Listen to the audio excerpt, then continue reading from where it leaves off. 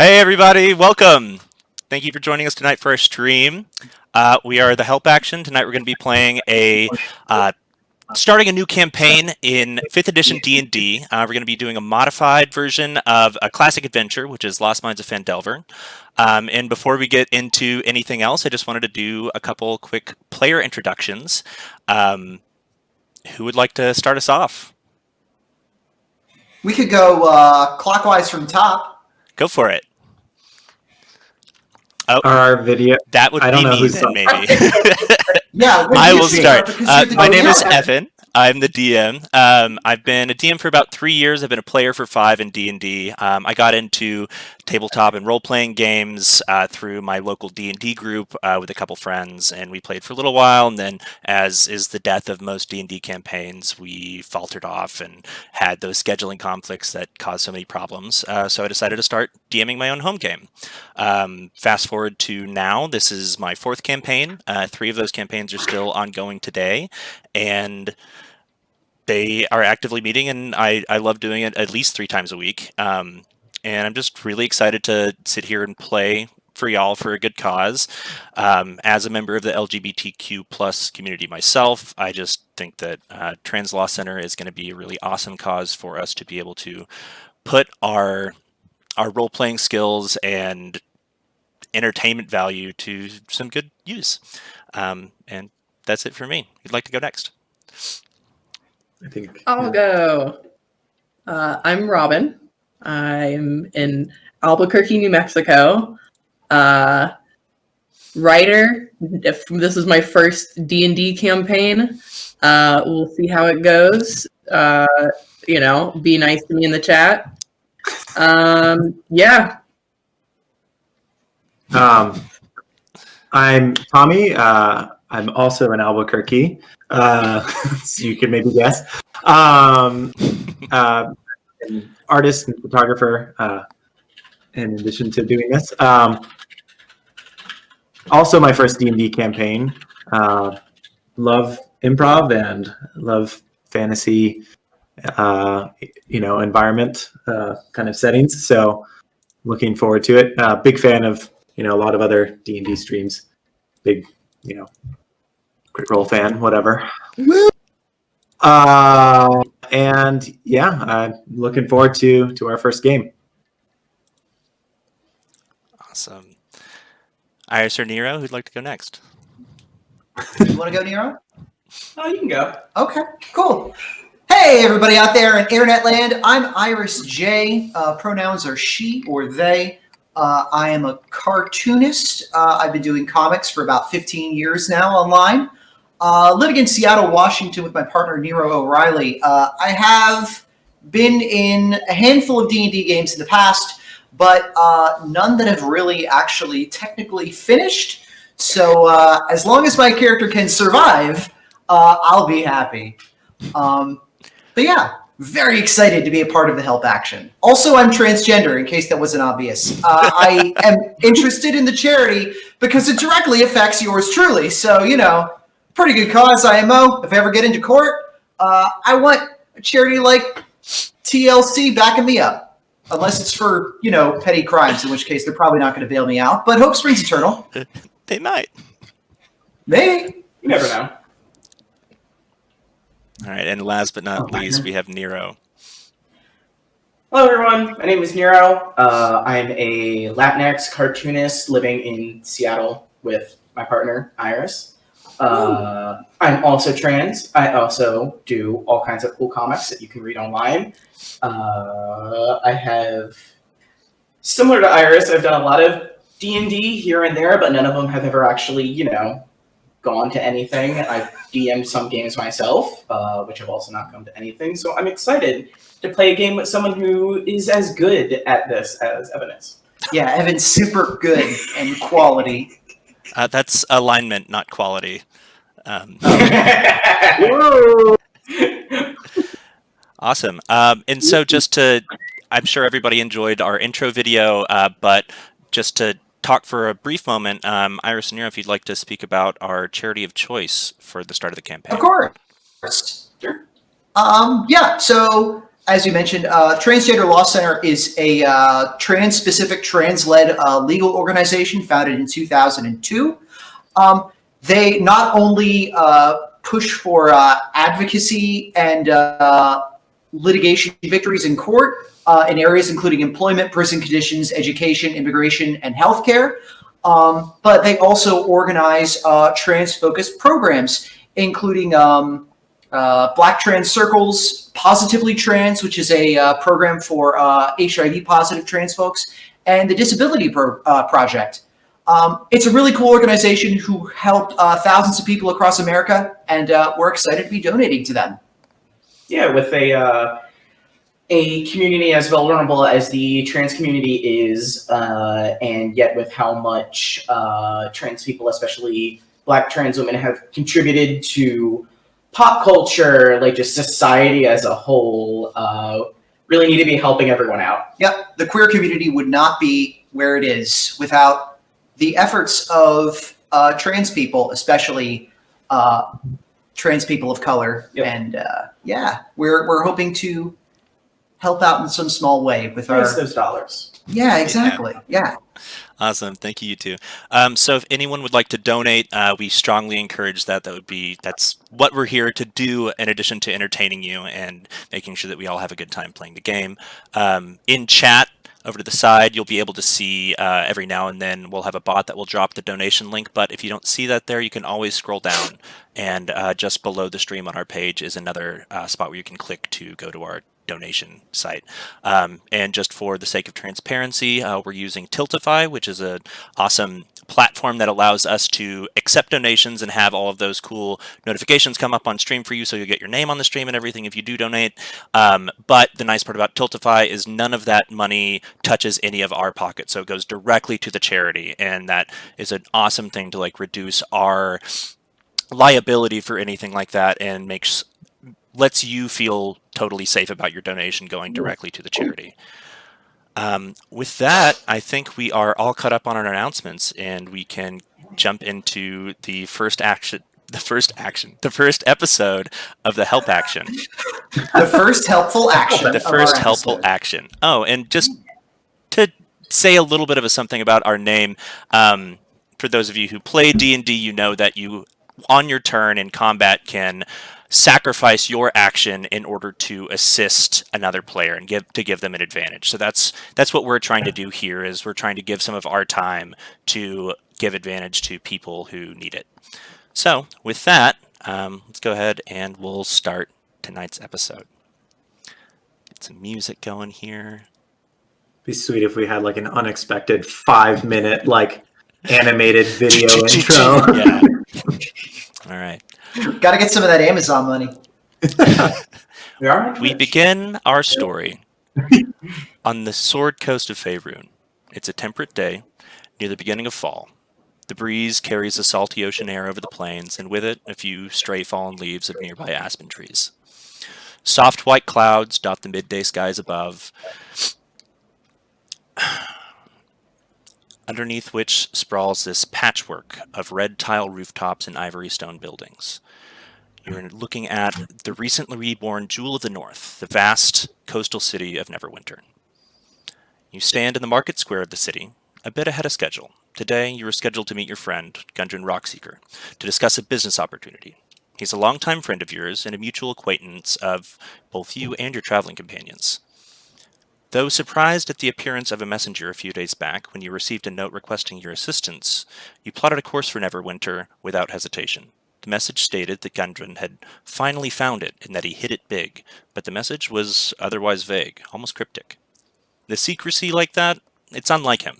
Cloak and Dagger's not his style. He's usually the first person to brag about a new venture, scheme, or idea.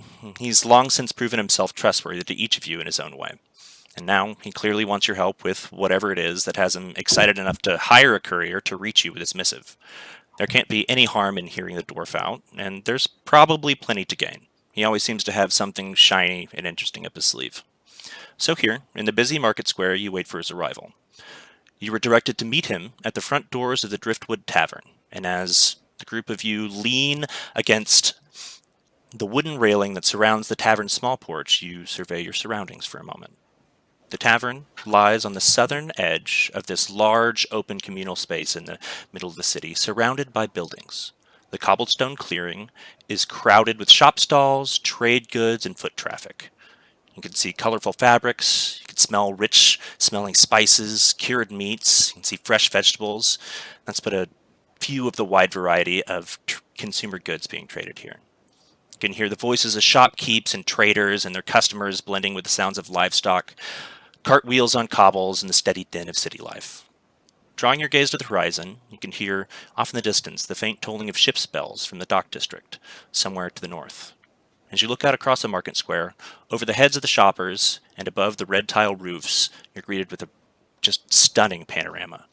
Looking to your left, westward, towards the ocean, you can see seabirds that wheel over this empty expanse of blue.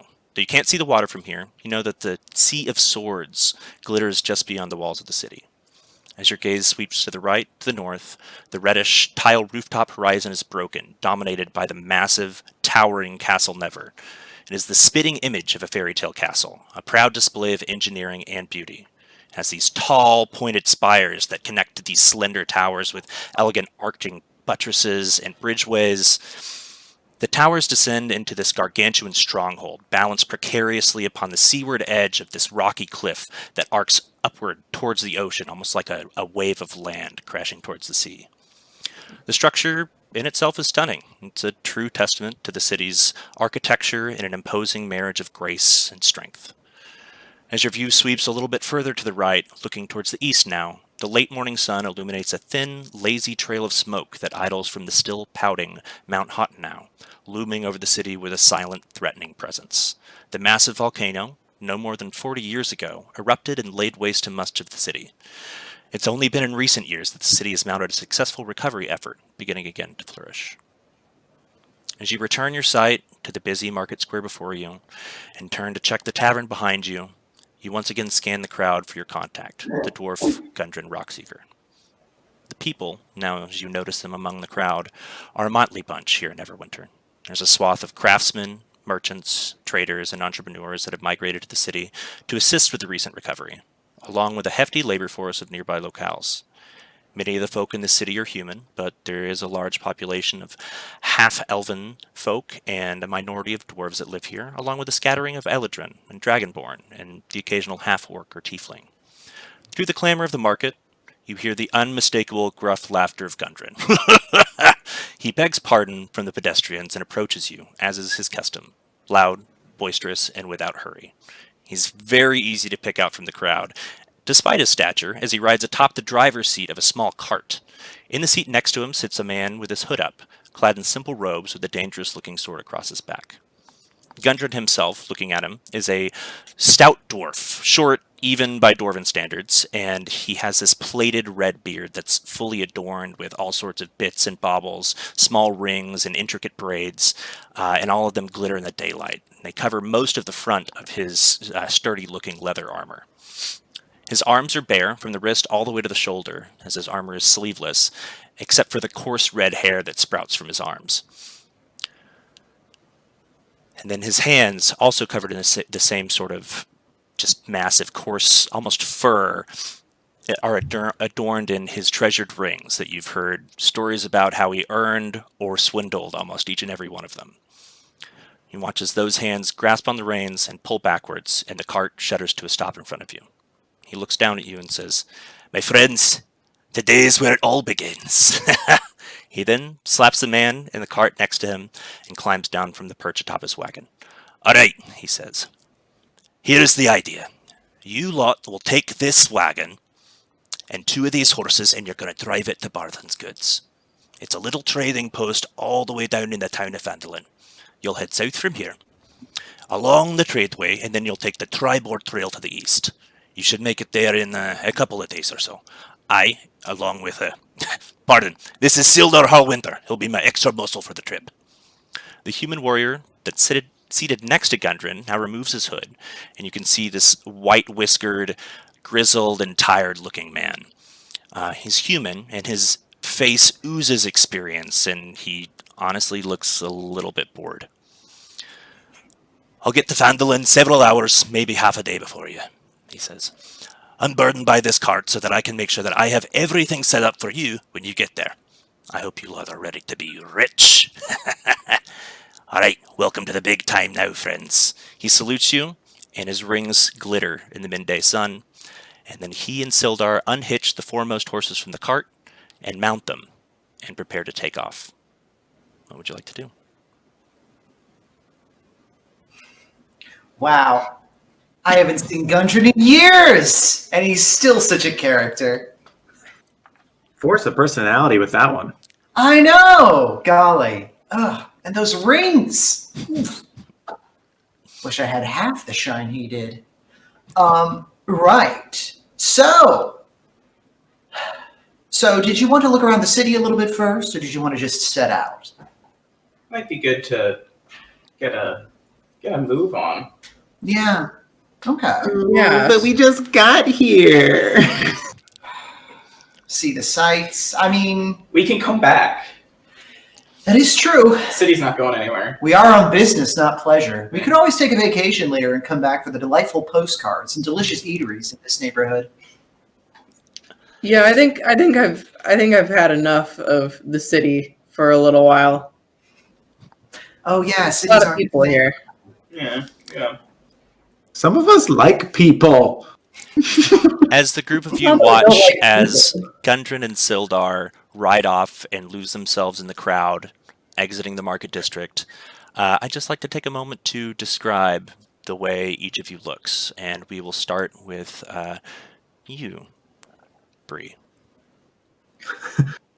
You. That's cool. Yes. You see Bree Cloverdown. She's a Lightfoot halfling, about 3 foot tall, even.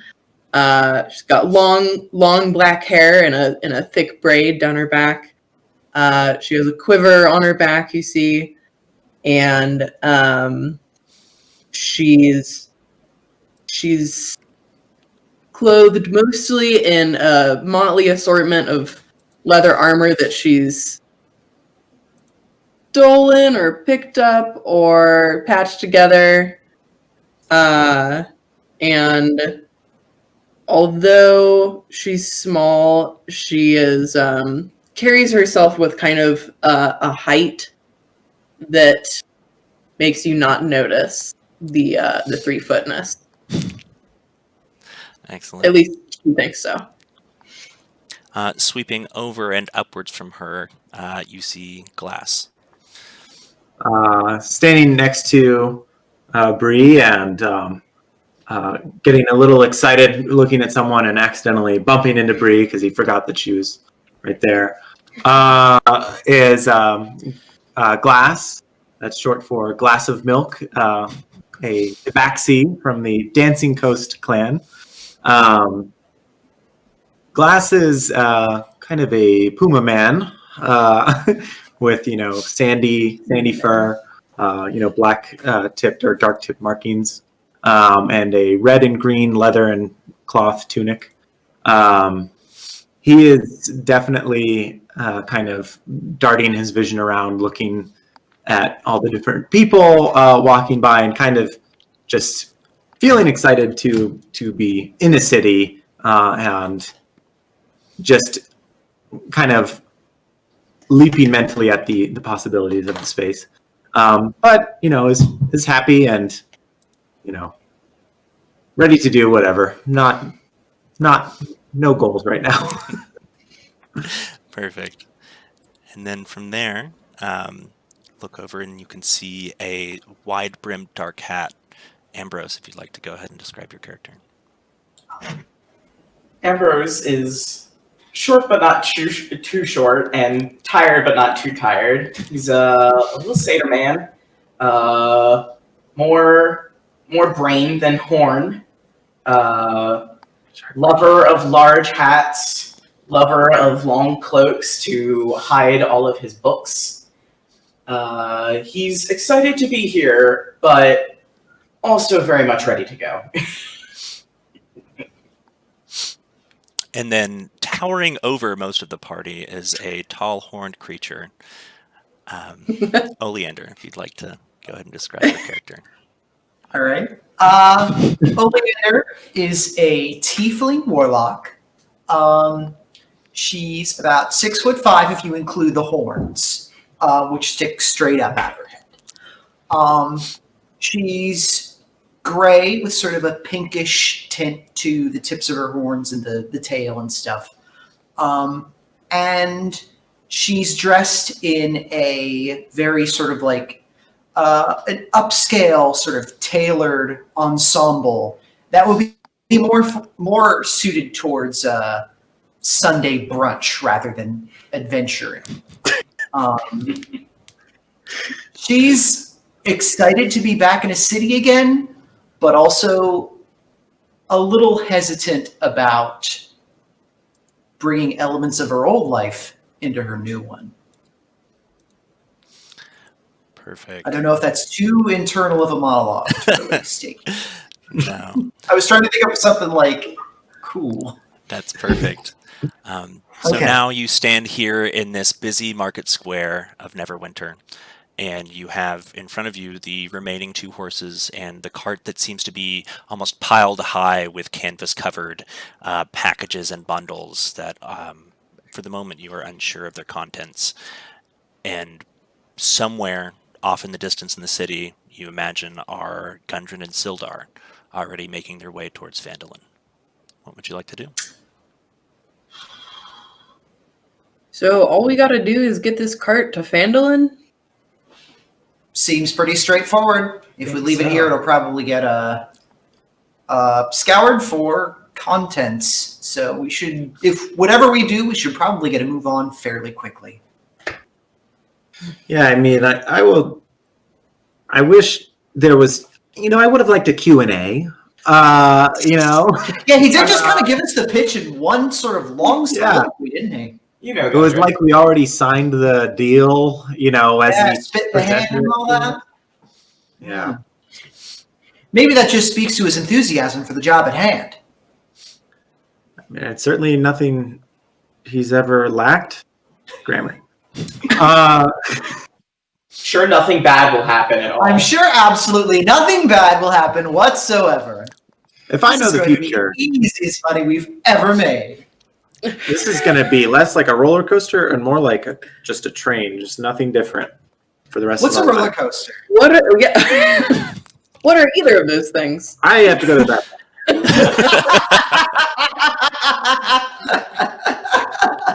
Righto. So, did y'all just want to maybe hitch up the horses and get moving? Was there anywhere in town we wanted to stop first?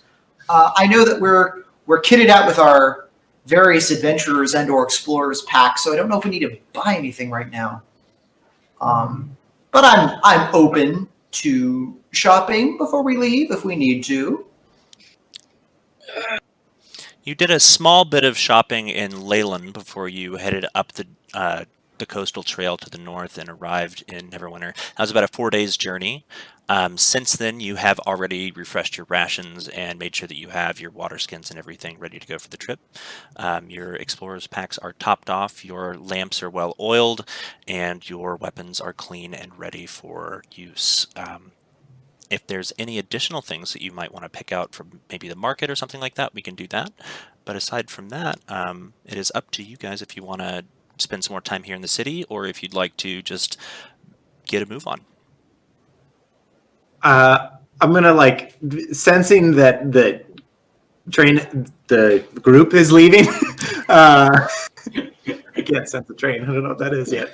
I'm gonna just look and see. Do I see anyone carrying food, like bread or fruits or something like that? Anyone who's just walking by.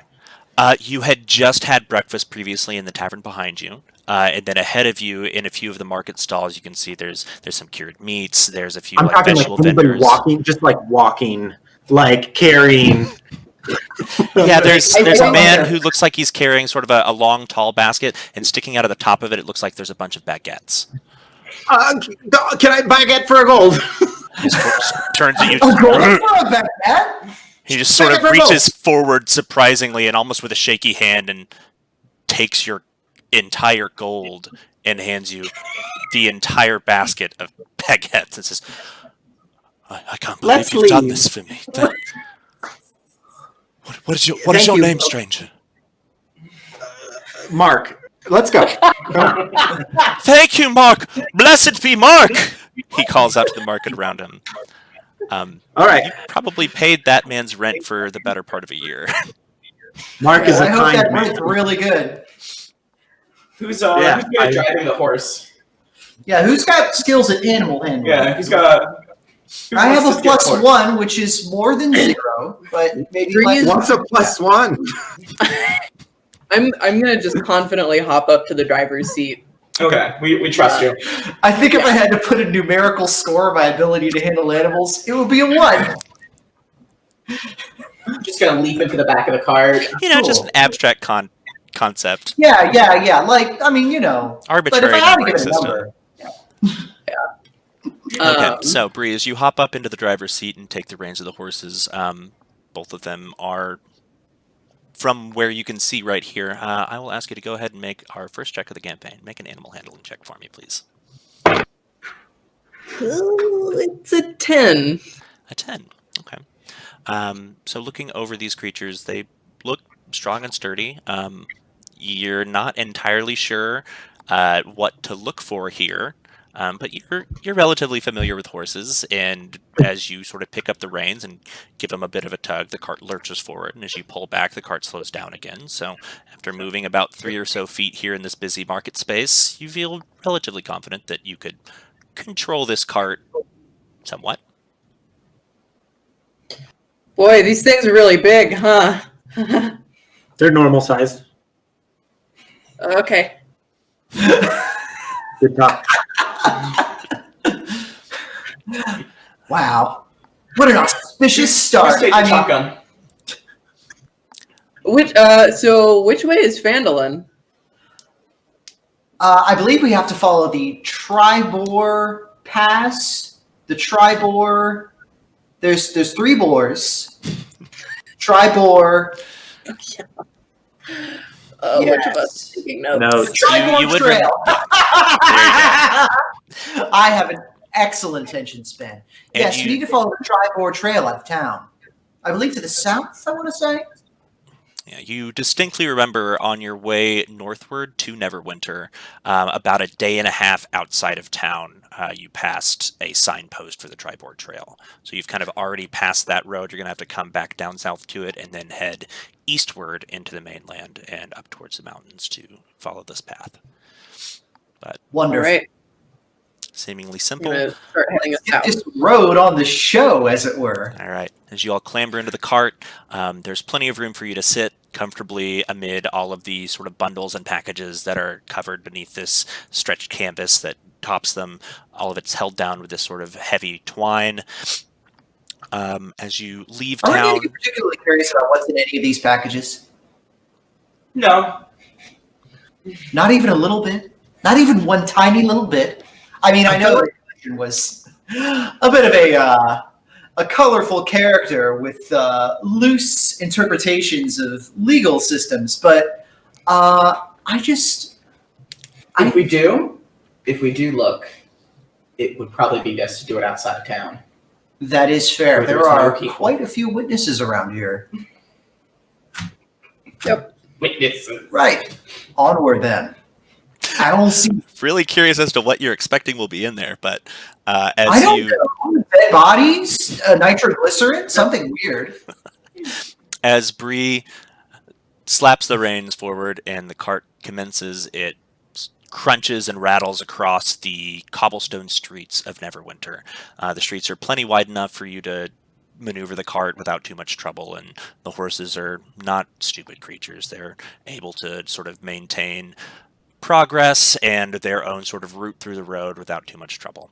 As you reach the outer gates, the gates are wide open. This is not a town that seems to be, or a city that seems to be under any sort of threat at the moment. So as you sort of cross out of town and begin to leave the massive, tall, white stone walls of Neverwinter behind you, you hit the road. Is there anything that you would like to do or discuss or take care of while you travel for the first day or so. You have maybe about half of the day left until nightfall, as you're starting just a bit afternoon. The I have- second we get outside the gates, I want to see what's inside that campus. Okay. Man after my own heart. Because now that it's been mentioned, Ambrose is thinking about it, and he's like, Gundren did introduce me to the worst person I've ever known, so maybe let's like check. Ooh, I'm gonna have to prize that story out of you later. Anybody want some mistrust baguette?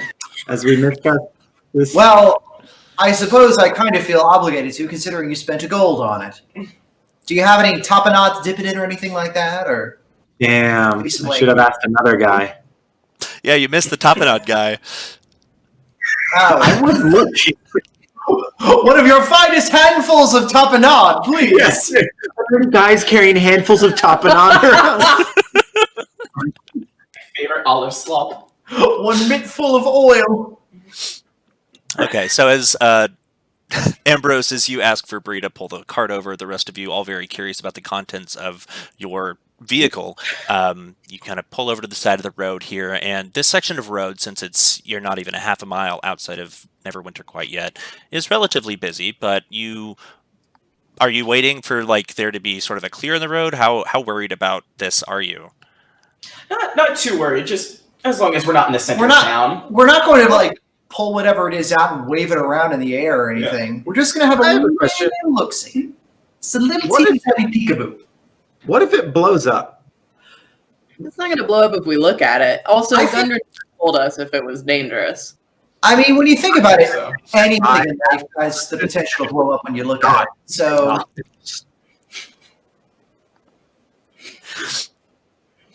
So, as you step out to go take a big peek at what is under the canvas, Ambrose, if you would make an investigation check for me, please.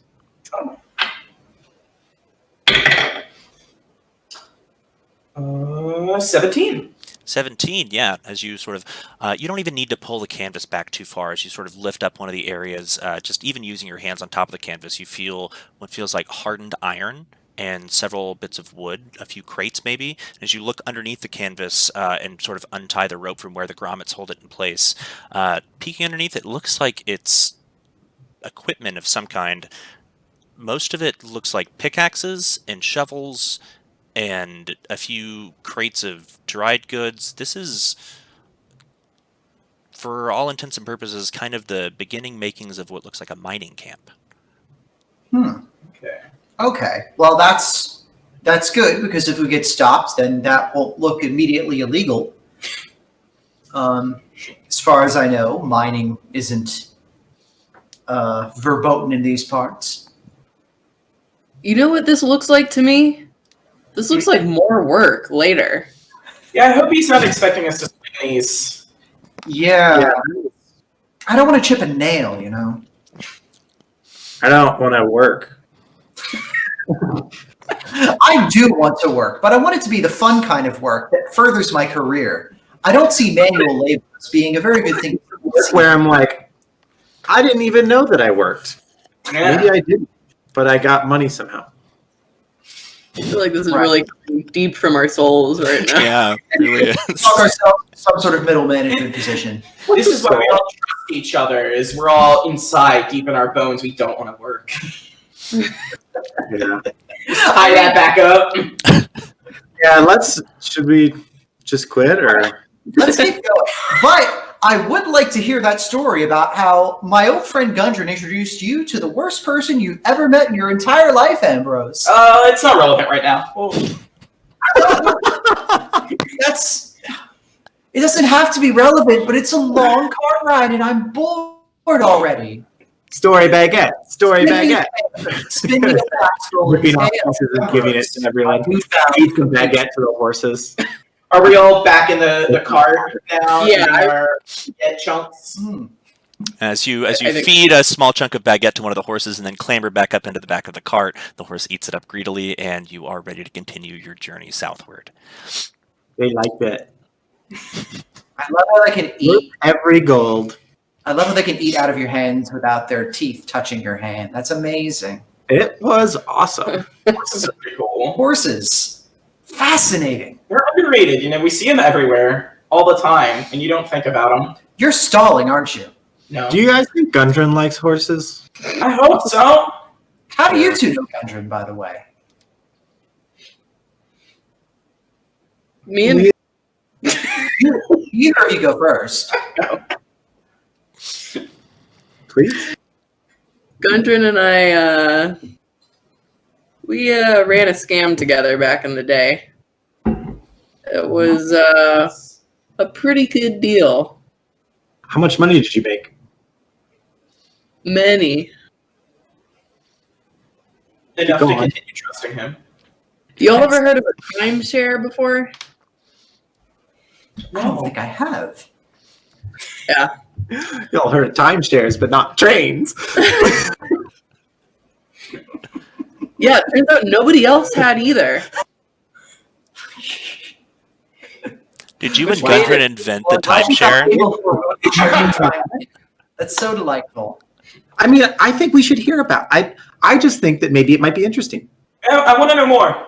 Yes. Know more about timeshare. I literally can't tell you anymore. I see. Not the kind of scam I expected. As Well, your cart pushes forward through sort of a warm afternoon and you converse and joke amongst each other, comfortable with the presence of your traveling companions now that you've been traveling together for, I'd say, about a couple weeks now. The day slogs on. Progress is not quick, but it's about as you expected. The sun begins to set, and as it begins to grow dark, is there anything else that you would like to handle while you're on the road before night falls?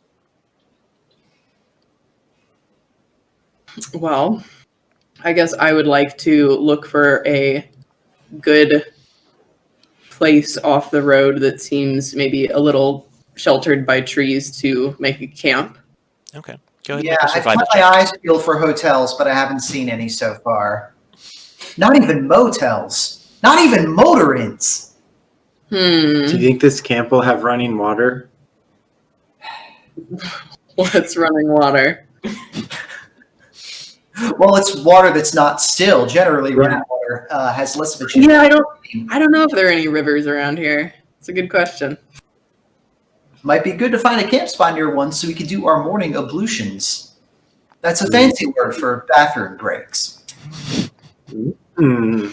As you I search would for a every day. campsite or a suitable place to sort of pull the cart off of the road, where you've been riding so far for the majority of the day has been these sort of grassy rolling hills off to your left side to the east that in the distance sort of make their way up onto a bench that plateaus upwards towards mountains and a heavier pine forest. And then to your west, you can see the same sort of rolling grassy hills that eventually drop off on the horizon. And in some places you can catch the glitter of ocean, but in most of it just is sort of a spot where the land meets the sky. And as far as you can tell from here, without the distant mountains off to your east, it is just incredibly flat and plain here. There's a few, every time you'll see maybe a natural spring or something like that, you'll catch a stand of aspen trees, but aside from that, it's relatively flat. So you can go ahead and make your survival check to find yourself a spot to camp.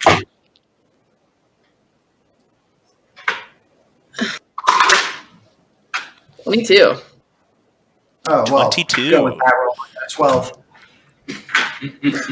No hotels.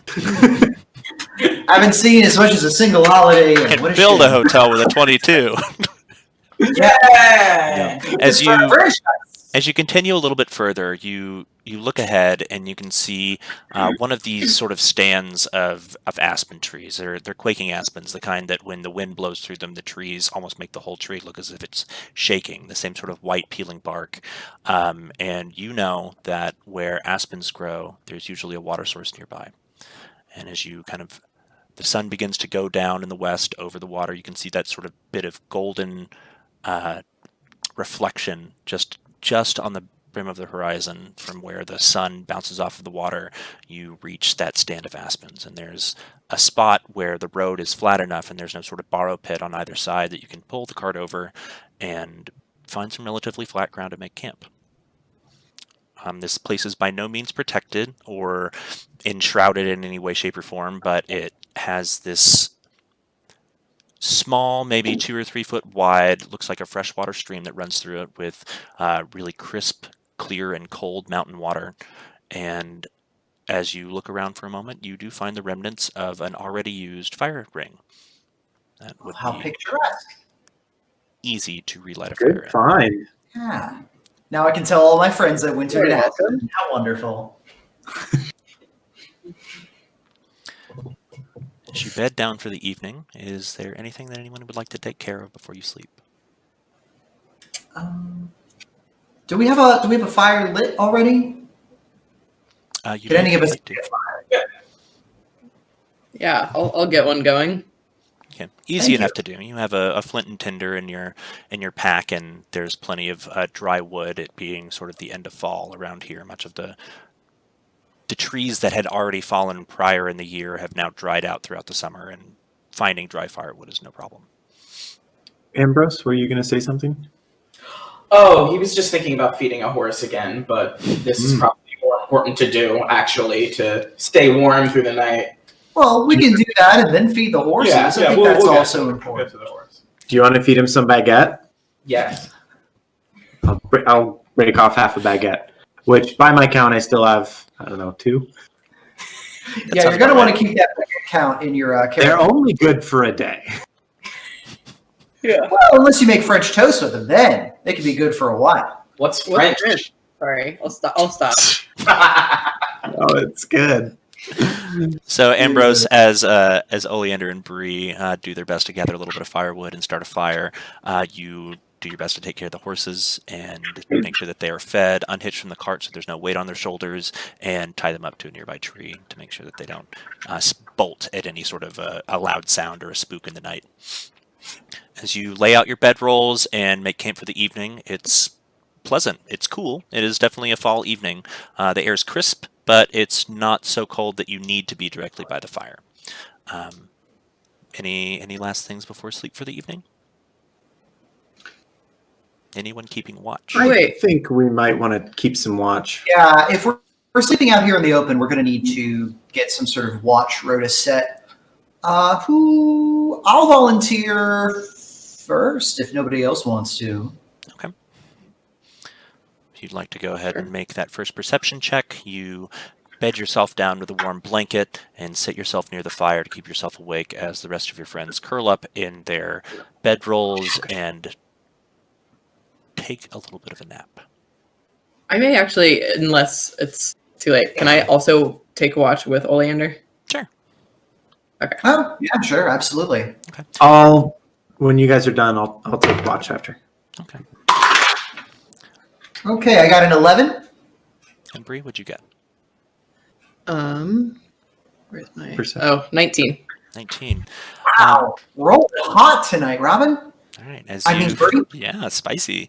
As you sit and watch your 2 compatriots fall into a slumber, they fall asleep quickly. It's been a long day on the road and an early morning gathering supplies and everything.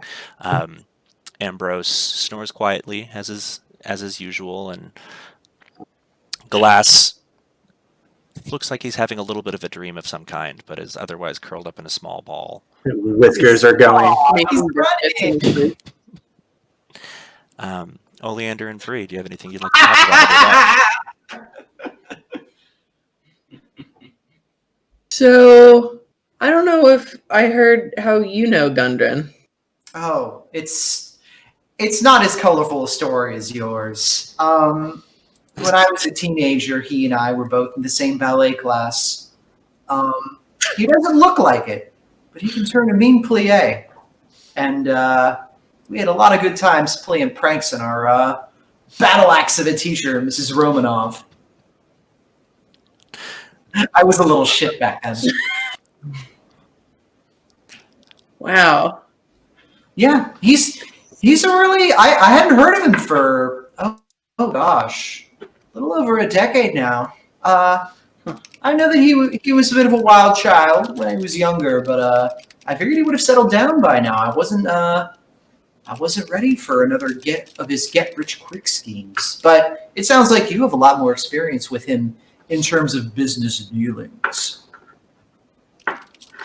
Yeah, I mean, I don't know. It was just kind of a summer thing. But, yeah, we're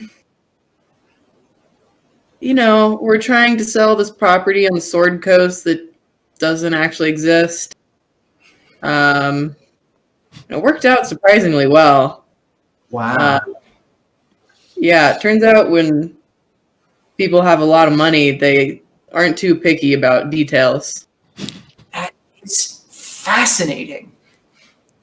I'm going to have to pick your brain about the specifics of that issue later because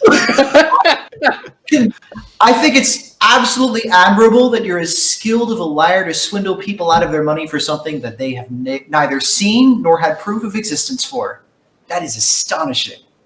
This isn't me being facetious, by the way. I'm legitimately admirable of you. I would have taken the compliment either way. Okay. Well, I wanted to be clear.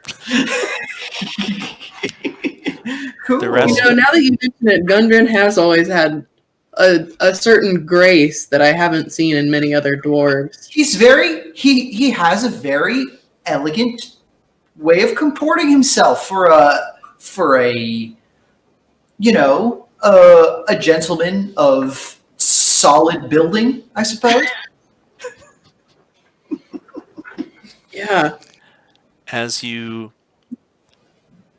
consider the mental picture of Gundren in the grace and poise of a ballerina, your watch comes to a close. Without consequence. You keep a sharp eye out on the horizon, and besides a few night owls above and a few cracks in the grass that might be nearby wildlife, nothing seems to threaten or disturb your watch. It's been about 4 hours, and you may now wake up the next person for their watch for the evening. Glass. Okay. You wake. Can I also join Glass on this watch? Oh, Oh, Of course. Waking up early. did you have a good dream? You were. yeah. Private.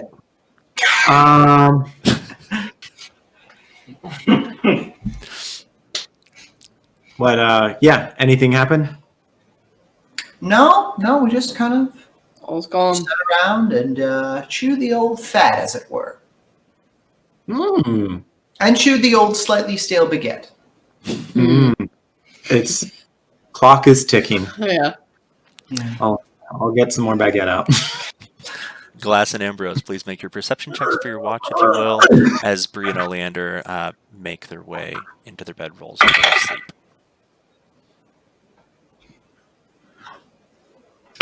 7.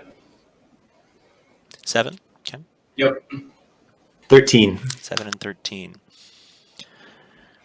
Glass, you make yourself comfortable and sort of wrap yourself in the blankets atop your bedroll and sit by the fire for a moment and keep yourself warm. And Ambrose, you do the same, and you catch your head nodding. That warm fire and the long day's travel is catching up with you, and it's hard to keep your eyes open, but you manage to stay awake despite maybe nodding off a couple times throughout your watch. Is there anything you would like to discuss or do before we reach What- morning? When I see Ambrose kind of nodding off, I'm gonna just go like, "I'm a demon."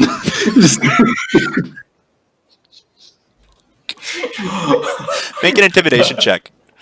All right. And Ambrose, I'll say go ahead and make an insight check.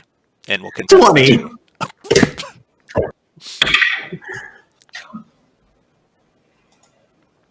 $21. Oh.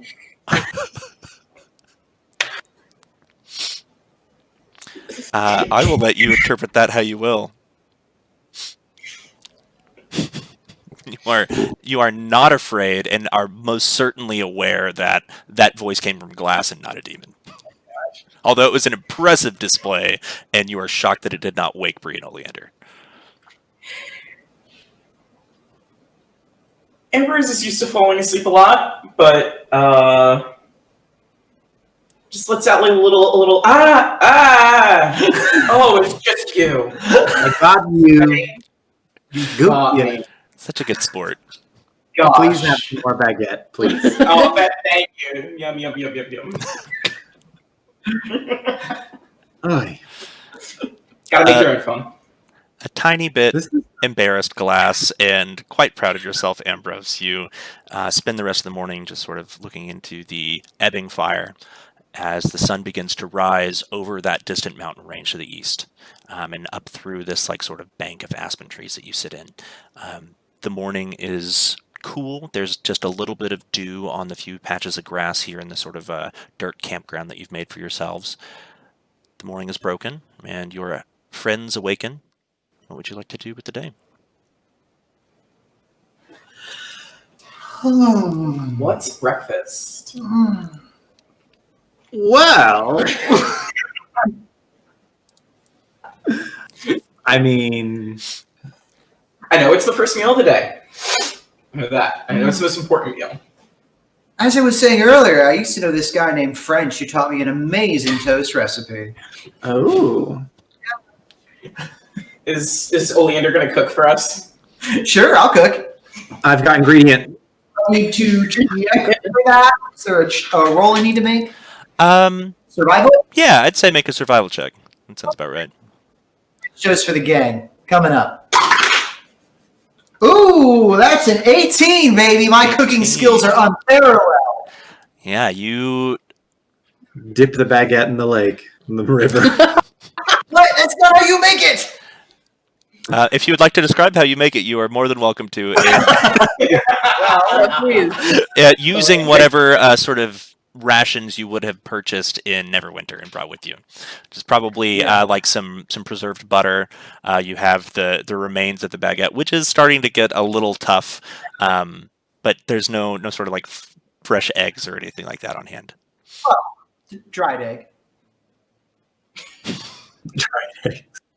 I Yum. don't know what I was thinking. Egg jerky. Dude. I managed to cobble together, using our Miega resources, some tasty, sort of sweet, slightly vanilla flavored toast, along with a side of jerky with some spices on it to make it taste a little bit more like kind of cooked a little bit, and spices to make it taste a little bit more palatable, and some fresh fruit. Yeah, as far as roughing it goes, this is a damn good breakfast and an awesome camp spot. You know, This rules. journey is off to a good start so far. With that, as you begin to pack up your camp and roll up your bedrolls, snuff out the fire, toss a little bit of dirt on top of it, there's a puff of smoke, and that kind of wonderful like put out fire smell envelops the area. I would like someone, whoever would like to do this, to roll a d6 for me to see how the day's travels go. Who wants to take it? Oh, do it. Tommy! Glass, tell us how the travel goes. I missed. 4. 4. All right, as you load up onto the cart and hitch the horses and begin to travel, Like this. you begin to head again southward, and your cart sort of trundles along the road for a moment, and it's beginning to get warm out, really warm. As the sun overhead begins to sort of beat down on you, you are very, very thankful that you're not walking. There's this sort of constant thrum of cicadas in the grass around you that is almost lulling you all to sleep. You are quite drowsy. Up ahead, sort of on the slight bit of mirage that's beginning, where the dirt is heated and meeting the cool sort of air that's coming down from the mountains, you can see a lone figure begin to approach you on the road. You should be passing them sometime within the next minute or two. Is that some sort of a mirage, or is that a Is that a No. passerby? We're out in the middle of nowhere. Who the heck is hoofing it this far out? Yeah, it's so hot. Yeah, geez Louise. Can we do a perception check or something? Sure. Make Roll. a perception check if you'd like to see if you can see. a I'd little like bit to make a clearly. perception check. That's an 11. 11. You're not sure of the details, but you can tell that this looks like an individual who is sitting in the driver's seat of a similar cart to yours, although this one is about half the width and probably half the depth, though you can't see the depth from here, drawn by a single beast of burden. Beyond that, you're unable to discern much detail at this distance. They're, I'd say, maybe 150 yards from you at this point. Okay. Everyone act normal. Are you implying that we weren't already acting normal? I wasn't. What were you doing? Is this normally a trade route? Should we be expecting to see merchants passing through here? Make a history don't know. check. And anyone else who would like to make a history check as well. 15, you said? Yeah. Yeah, you are aware that this is the primary route that travels all the way from Neverwinter down through Waterdeep and then to Baldur's Gate. This is the main road of all of the Sword Coast and probably the most traveled stretch of land in the Forgotten Realms. Okay. So it wouldn't be unusual to see somebody traveling the same road that we are? Not at all. Yeah. Okay. Well, Let's not make eye contact. I'm gonna act normal. Yeah. Anything but. As you get maybe now, I'll say 30 or so yards away, you can now see that this looks like a man, human in stature, with this sort of wide brim straw hat, sitting on a small cart with a looks like a donkey or a mule drawing the cart in front of him, and he's just sort of riding on the road ahead of you. And as he gets within enough range to be able to see clearly, he sort of just raises a hand and then puts both hands back on the reins. Glass? As we get close, I'm gonna just stand up and put my hands in my pockets in the cart. Hello, fellow kids. I'm gonna pull down Okay, normal.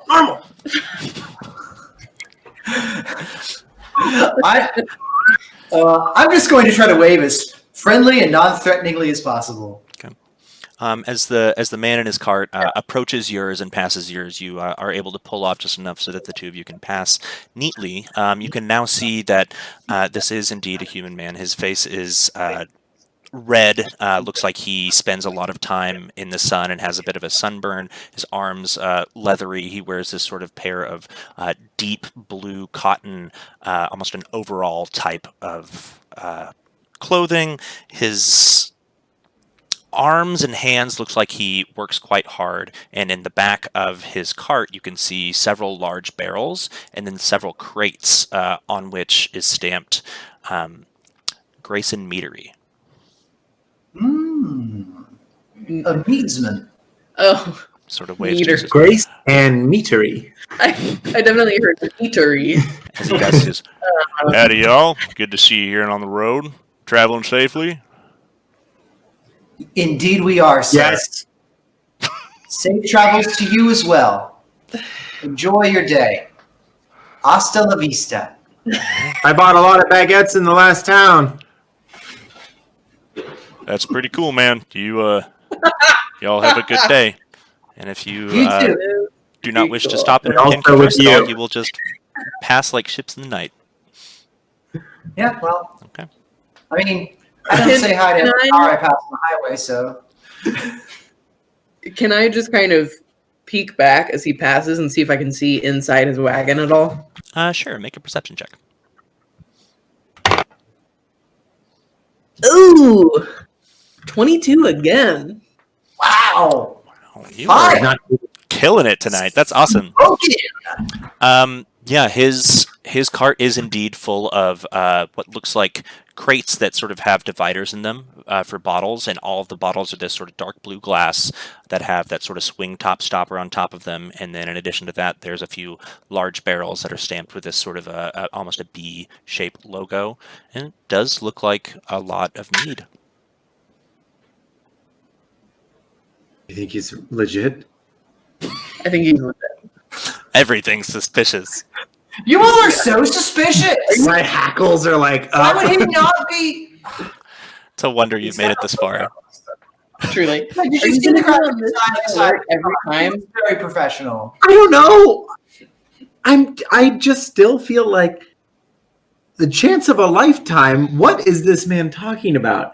I know that he's a confident guy, but I just don't know what we're getting into. You're acting And all I know, that was it. And that was going to be a demon that was going to kill us. You're acting like we live in some sort of elaborate simulacrum where everything is specifically constructed to attack us or something. That's I don't know absurd. about you guys. I hear a voice in my head that's telling me what's going on, and I'm just putting that one out there. All right. As you pass this man on the road, hearken to said voice? There it is, I swear. You continue southward on the road, and the man and his cart of mead disappears in the distance behind you. You travel on through the hot day for the rest of the day's travel, making good progress. And as such, the sun begins to fall to the west again, and you find yourself in need of looking for another place to make camp for the evening. You are also aware that now that you've been on the road for a day and a half, you should be nearing the turnoff for the Tribord Trail relatively soon. Have any of you seen the sign for the Tribord Trail yet? Do you want to make camp before we get there or after too? About how much light do we have left in the day? It's twilight. I would say you maybe have 30 or so minutes before the sun is completely set. All right. Yeah, I'd say we make camp now. That's probably pretty smart. I'd like to look for a campsite this evening. I can take a look. Okay. Use my Go for it. See if you find any. I want to try too. I want to help. Oh, baby, yeah. That is a 20. Not a natural 20, but a 20. 20, nice. And a 19. Ooh. Wow. What is... You guys are going to have some trouble if, We're going to die in combat. if things happen when combat comes around. But at least we'll be very comfortable until the moment we're killed. That's right. You sure will. So looking around, for the last maybe 2 or 3 hours of the trip, you've not seen any further stands of trees. It looks like your best bet here is to probably just pull out somewhere onto one of these like sort of grassy areas. Do your best to stamp down some of the grass, and using some of the shovels and picks that are already in the back of your cart, you're able to dig a small fire pit, construct a relatively comfortable campsite, and bed down with the additional boon of having grass underneath where you are sleeping that's still green and provides a nice cushion for your bedrolls. I'm going to just Who wants first to like take first throw. watch? We're in a little bit more of an exposed area, so it's probably smart to watch again. Sorry. I was just going to say that sorry. before actually trying to use the shovel, I just throw it to see if it's like a magic shovel that does the work for me. I feel like if we had one of those, Gundren would have taken it with him. As you pick up the shovel and just drop it in front of you to see if it digs for you, it softly clatters to the ground, cushioned by the grass, and does not seem to stand up and begin to animate itself in labor. Not a Fantasia shovel. Bree, can you shovel? Yeah, I'll shovel. Alrighty. Can I actually cast also- a spell? What? Oh. You have a spell? Can I use Mold Earth to make this easier on everyone and to impress You absolutely Glass. may. wizard skills? Yeah, what does We that look love like? it. Sorry. What does that look like? What would you like to do with it? To just create what appears to be a little divot in the ground that pushes some of the grass away, so that we have a little fire pit. Nobody has to pick up a shovel because who works? Nobody Awesome. works. Yeah, relatively easy. You focus for a moment and mutter a few arcane words under your breath, and as you do so, the earth seems to separate, and you watch as that sort of dark, rich brown of the dirt, now kind of purple in the fading light, pushes aside much of the green grass that sprouts above it, and you dig and sort of press and compress the earth in the same motion to create a perfectly circular and very serviceable fire pit for the group. Wow. Look what I can do. Amazing. Awesome. Damn. And that's why you're one of our best magic users. Throw that shovel away. We don't need it anymore. Yeah. Well, okay. Yeah. Also, I love you can really tell that we all live in the West because of how concerned for fire safety we are. Oh, yeah. Oh, my God. 2020's been nuts. Love Smokey the Bear has been drilled into our brain since like early Yeah. childhood and only gotten louder as we've gotten older. Do we have water? Do we have earth? Are we leaving anything behind us? Okay, so as you bed down, you make your fire. You may prepare whatever sort of rations you would like. To fast track a little bit here, who would like to take the first watch of the evening? Ambrose? Yeah, I can go. Ambrose, go for I it. can go ahead if nobody else wants to. We could do Ambrose and Oleander, and then Do it. Yeah. Can I do solo after that? Plants. I would love a full night of sleep. Cool. So what we can do with watches, and what I normally do, and I should have explained this earlier, but I didn't want to interrupt our rhythm that we had going. So each evening's rest is usually about 12 hours from making camp to breaking it. We can split that up into 3 watches so that everybody gets an 8-hour full rest and then a 4-hour watch.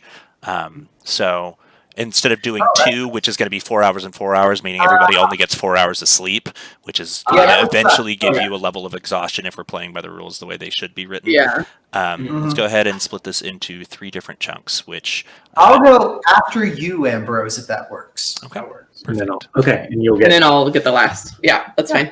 Wait. There's just 3 watches, so you still get a full night's Oh, sleep. okay. Yeah. Cool. Right, Go to Ambrose, bed. as the rest of your friends fall asleep comfortably, go ahead and make your perception check as you keep your eyes open for any sign of danger.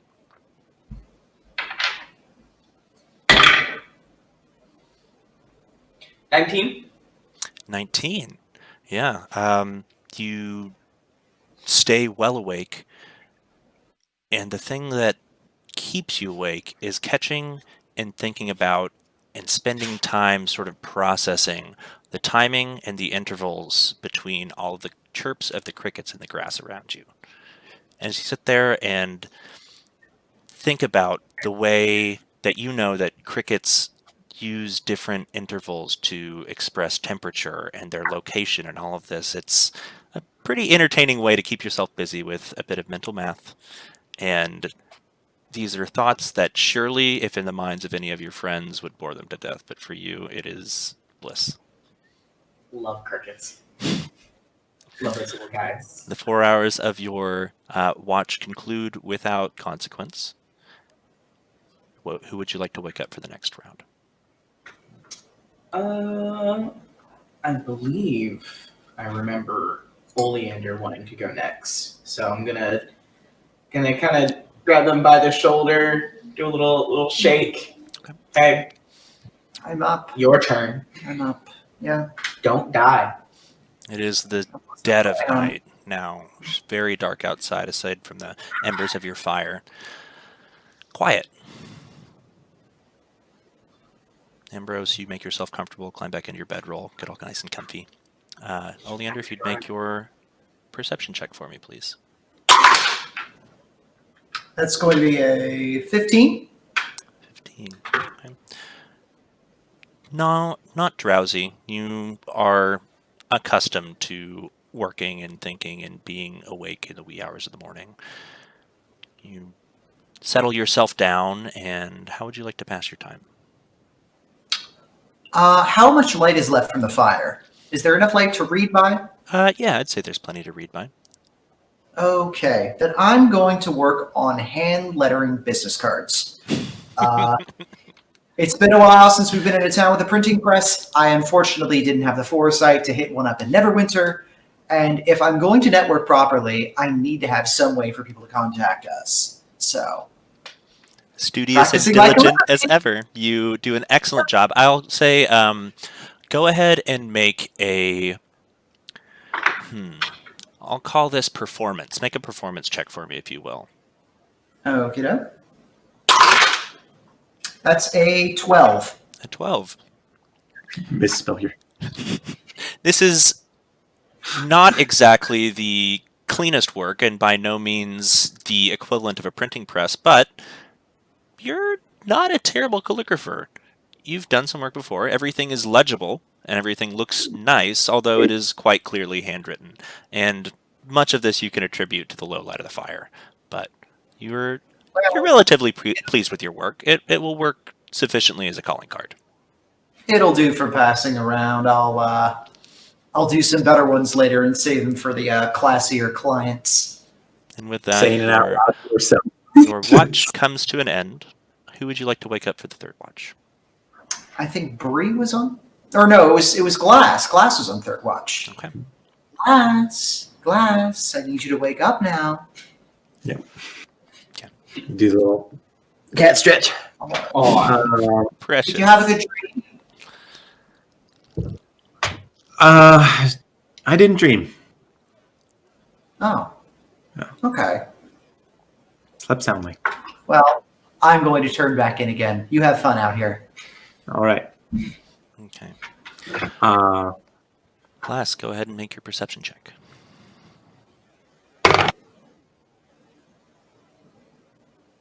23. 20. Wow. No, 22. 22. In addition to your natural proclivity to nocturnal hours of the day and your sharp feline vision in the dark, you're made for this sort of thing. You sit and you watch as the eastern mountain range begins to glow with that sort of dull morning light. The one thing that does catch your attention through the early morning hours is that Oleander seems to be tossing and turning quite a bit in her sleep. Oleander, when you lay down, you drift off to sleep quickly. Pretty tired from the day, only having 4 hours of sleep before and the day's travels. And after what feels like to you just a few moments of rest, you're shaken awake. And as you open your eyes, you find yourself in the bedchambers of your familial estate. The room is ornate down to every last detail. Your 4-poster bed is painted that familiar, deep obsidian black and intricately carved, supporting delicate red lace privacy curtains. The fireplace against the wall glows a deep blood red but gives out no heat, your father's enchantment of choice.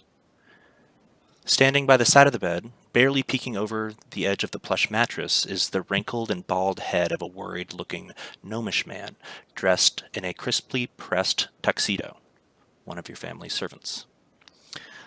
Terribly sorry, Miss Oleander. Your father wishes to see you right away. He insisted you not tarry in the slightest. Perhaps do not even bother with the day's dress or bathing. Of course. Thank you. Sorry, I just had the strangest dream. There are these 3 other people, and we were traveling somewhere. And I think one of my friends from ballet class was there. It was really strange. Right, let me just get a robe on. I'll head right down. Sounds truly interesting. My dear, I shall wait for you outside of your chambers. And as he exits, he Of course. opens the doors and shuts them behind him, leaving you alone in your bedchambers. What would you like to do? I'd like to get my robe on. As you look down at your body, you are fully dressed. Oh, that's weird. Well, I guess I'm good to go then.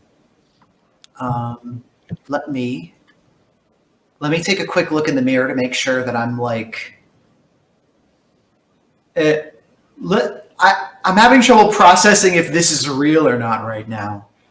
So, but yeah, I'll take a quick look in the mirror just to check to see if everything's in order, and then head out. Okay. You make your way over to the ornately carved mirror that sits, or stands rather, from floor nearly to ceiling in the high ceilinged chamber of your bedroom. And as you look in the mirror, you see your own familiar face staring back at you, dressed in your nicely pressed and very, very clean white business attire that you favor on most traveling occasions. I didn't wear my traveling suit to bed. Makes no sense. Well, if I know Father, he won't want to wait long before haranguing me about whatever he's got on his mind this time. Right. I head out the door to meet with the servant in the hallway. Okay. As you approach the door to leave your room, it swings forth and reveals not the hallway to your old bedroom, but instead a massive, echoing room constructed almost entirely of polished black marble, streaked with veins of gold.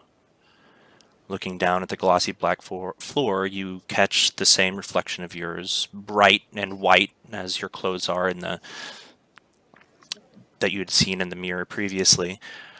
As you follow your view across the floor to where the floor should meet the walls, you see that there are no walls here. Instead, you stand on a large marble platform, and in the distance to all sides of you, even behind you, there's no door. It is just a reddish-black void. Hello? This definitely is not the hallway. Unless... Your voice echoes a bit in the chamber, and as you look ahead, you can see at the opposite end of this large marble platform is what looks almost like a desk constructed of the same black polished marble. Sitting behind it is the back of a massive executive chair, turned with its back towards you, that stands nearly 10 feet tall with a very dramatic, almost hourglass curve to it. Father? Is that you? As you approach, the chair swings around to face you, and you watch as these two large, black, perfectly shined shoes make contact with the surface of the desk. Looking up, you can now see this incredibly handsome man that is definitely not your father. He has this large, luxurious pointed mustache, purple-gray, perfectly smooth skin, and these long, pointed ears. His eyes radiate this dull, golden glow, and all of the eye, except for that spot that is gold around the irises, are completely black. His jet black hair is neatly parted, lightly pomped in the front, slipped backward, tucked behind his ears, and it flows in a light wave to his collarbones. He wears this crisply pressed midnight blue suit with gold pinstripes and a bright red silken pocket square. Atop this flowy, almost dainty, open white blouse underneath. Make a religion check for me, if you will, please.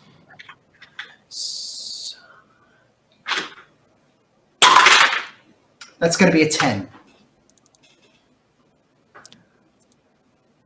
As you look at this creature, it's confusing for a moment, because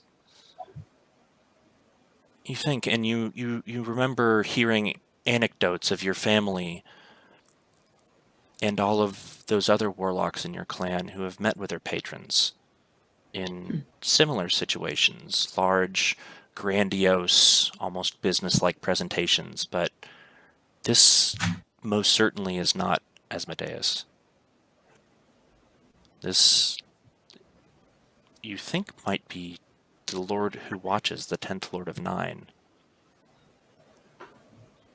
As he stares at you over steepled fingers, says, "I do suppose it's time we met. I am quite eager to do the work that we have ahead of us. I purchased your contract for but a pittance from, I'm sure, our mutual acquaintance, Asmodeus. And I must say, it's his loss, really. I really do just absolutely adore how much you hate your family. How do you know about my family? What do you know? There are a few things I don't know, my dear. Then surely you know about. Surely you saw the things I saw. You heard the things I heard. You know what they're capable of. Oh, absolutely. And if there's anything I enjoy more than a pending betrayal, it's giving to those who would outcast poor, unwanted people like you and like me a taste of their own medicine. That sounds good. Now, we'll discuss what'll be done with your family in the future, but for now, I just need you to sign here for me, please. And as you watch, you see this scroll appear before you, and it tumbles forward and unrolls all the way across the floor until it hits and stops at the foot of the desk. And floating, suspended in air next to this scroll, is an incredibly sharp-looking quill. As you look down at the scroll... This is for blood, isn't it? My dear, you are sharp, aren't you? All my As life sharp growing as up. that quill. I went to Black Mass every Sunday, and, I learned from the worst of the necromancers that my family could pay for. They prepared me for a day like this to come, or a night, but funnily enough... Yes, of course. I'm sure that you've been well prepared.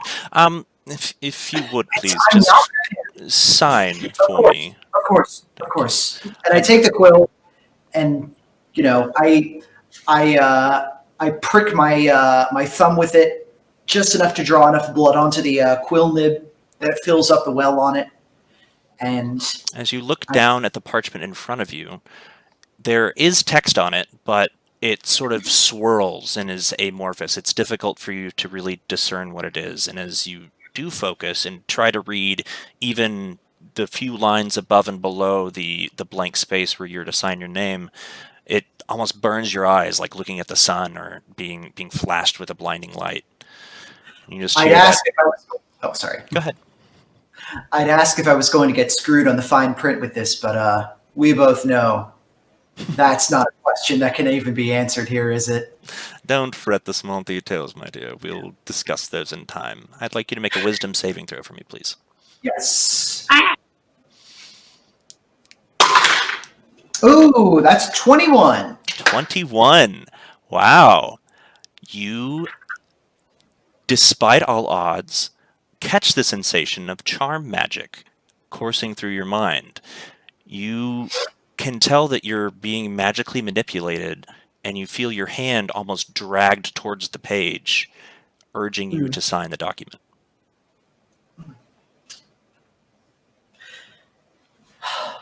Listen. Oh, hi, Chester. How's it going? It's him. He's here.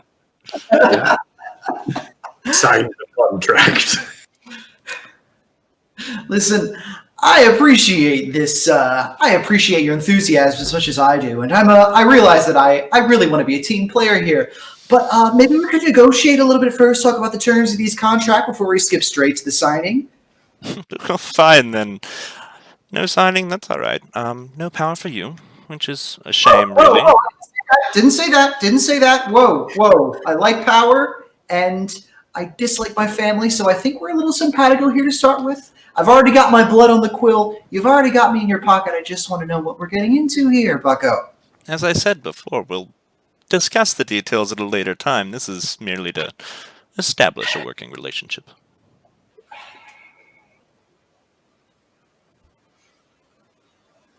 They say You about know, making a deal out of It'd be a shame if you didn't sign. No revenge, no rooting out the rot in the roots of your family tree.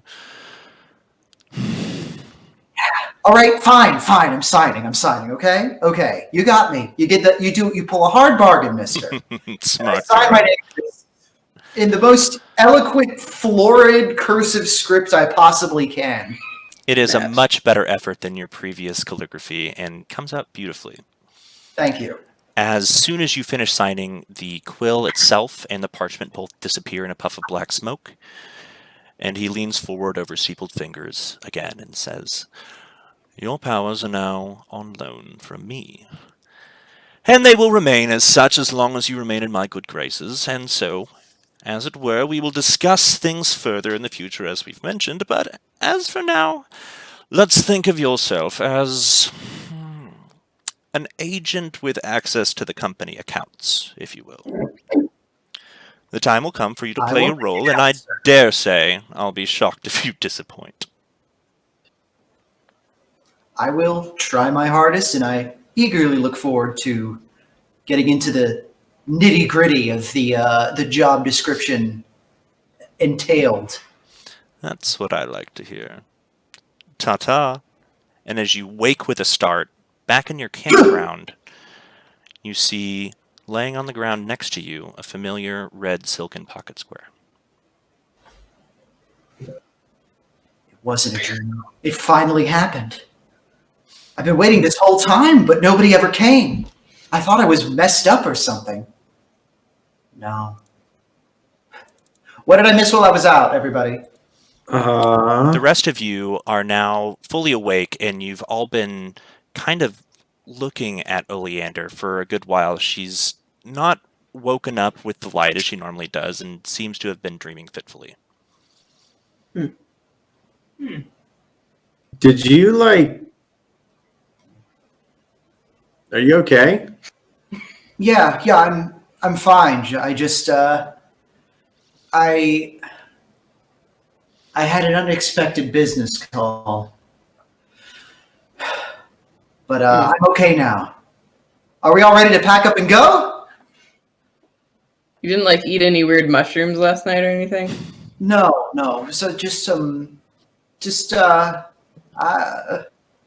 somebody walking over my grave, I guess. That probably didn't sound any less suspicious than whatever you were thinking. Yeah, I've got that must have been very Questions. real big pictures in my brain right now. So I hope those baguettes didn't go bad.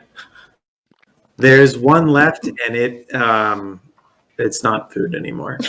So So weapon. Oh dear. You may equip a Well, club. Lansing, Your don't inventory. threaten me with a good time. I'm holding on to it. All right. As you spend your morning packing up your campsite, making yourself a quick breakfast from your rations and your packs, that's where we're going to go ahead and take our break for the evening. And I'm going to run a quick video. We'll be back here in about 15 minutes. So thank you to everybody who's been here so far. Really fast shout out. We are already at $363 raised for our charity so far. Hey, thank you all so much for being so generous. That's awesome. Wow. Thank you so much, everyone. So cool. Robin, do a flip. Do a flip. Do it. Here you go. No, this is how we die. Yeah. Oh my God. All right. Well, we'll catch you guys all in about, we'll say 15 minutes from now. So thank you so much for joining us so far, and we'll see you shortly. All right. We believe in the leadership of trans and gender nonconforming people. We believe in a future. We believe at the end of the day that we all can get free. Transgender Law Center is a resource, but it's also a source of hope. Well, I think we've come a long way for sure. We started off as the organizations that help community members with their identity documents, name change, and their birth certificates petition. I think that we would not have grown in such an exponential way had it not been for NCLR's mentoring.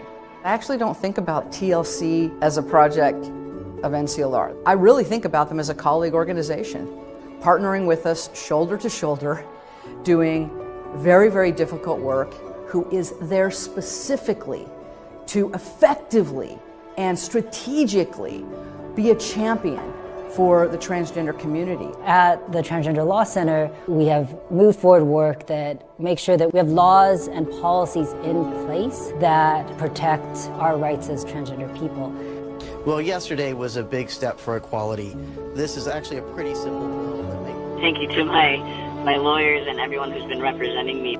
It's nice knowing that this will definitely be a beacon for other trans kids and other people in the community to look to as a source for hope.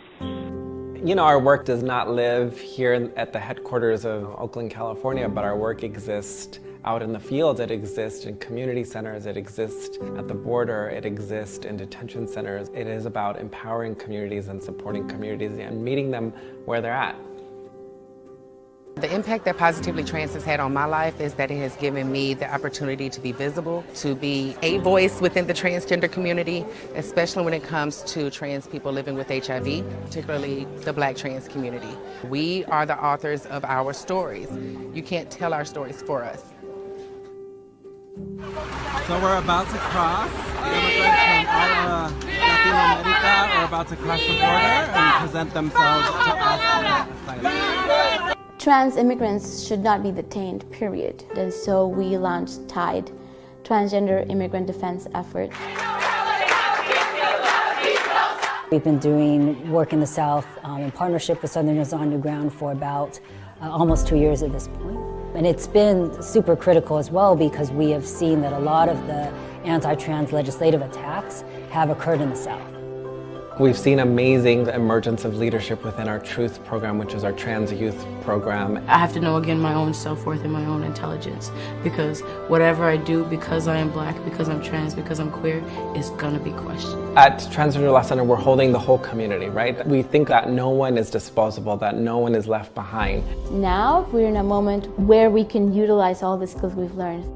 As soon as Trump was elected, we were really clear about the ways our community would be targeted. And we knew that what that would mean is that there would be incredible need for direct legal services and support. And we came up with an emergency response plan, harnessing community power to meet the community need. So we launched these national training institutes where we brought together transgender nonconforming leaders from all across the country.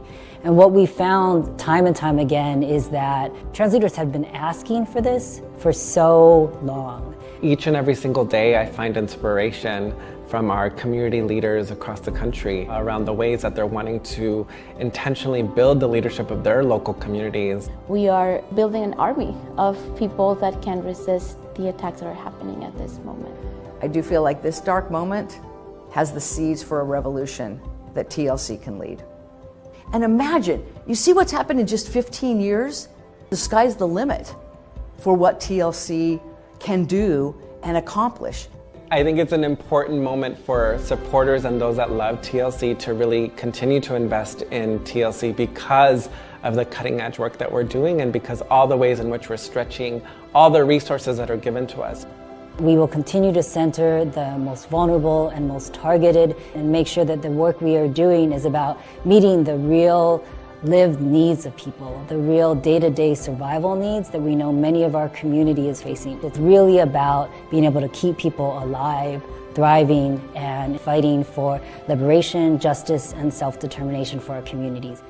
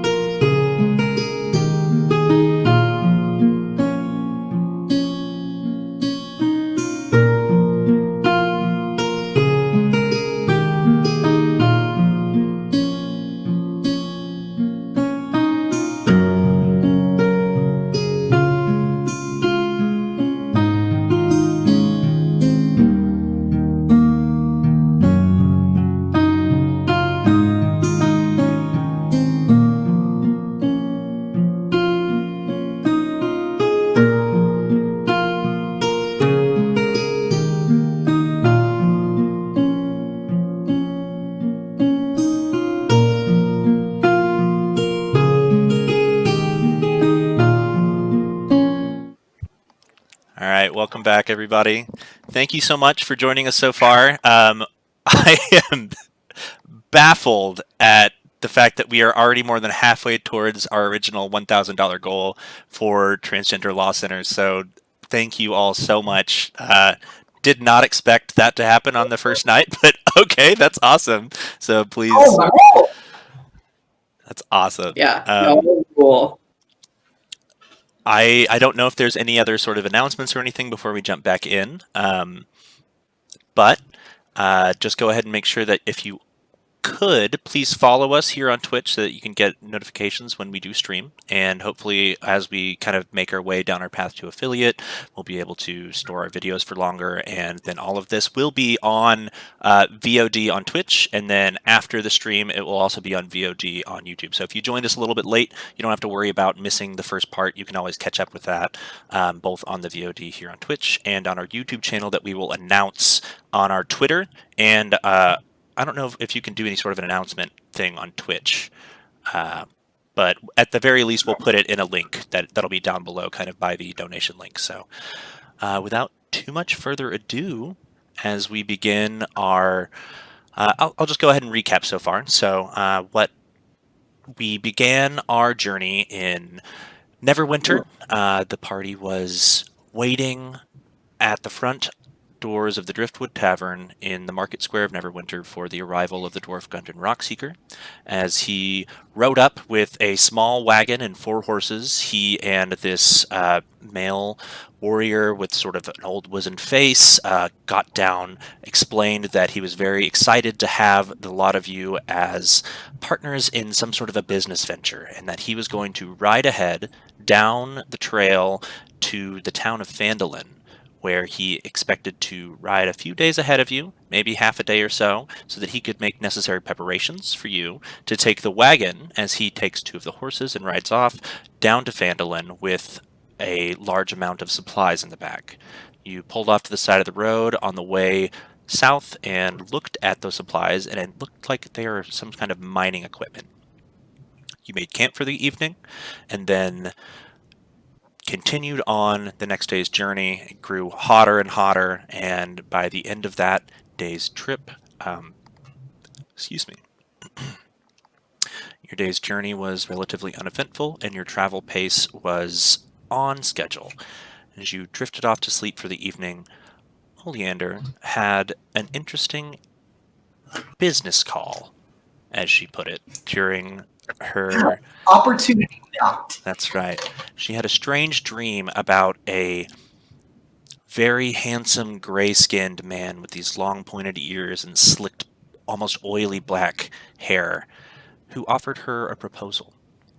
She recognized this person as the 10th Lord of Nine, someone who offered her great power in exchange for signing a contract in blood.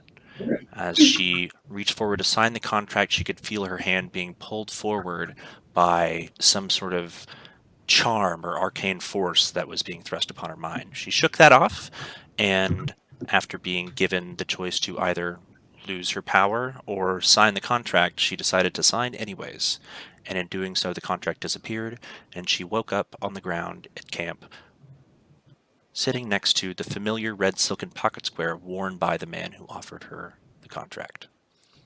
As you woke and began your day's journey southward, still on the road, looking for the turnoff towards the Triboard Trail, that's where we resume our adventure. You are on the cart, making your way south, and after maybe no more than 20-30 minutes of riding, you were very close to it when you broke for the evening. You've come to the turnoff for the Triboard Trail.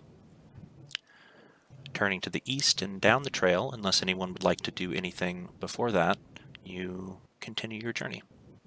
I would like to make a history check for why it was called the Triboard Trail.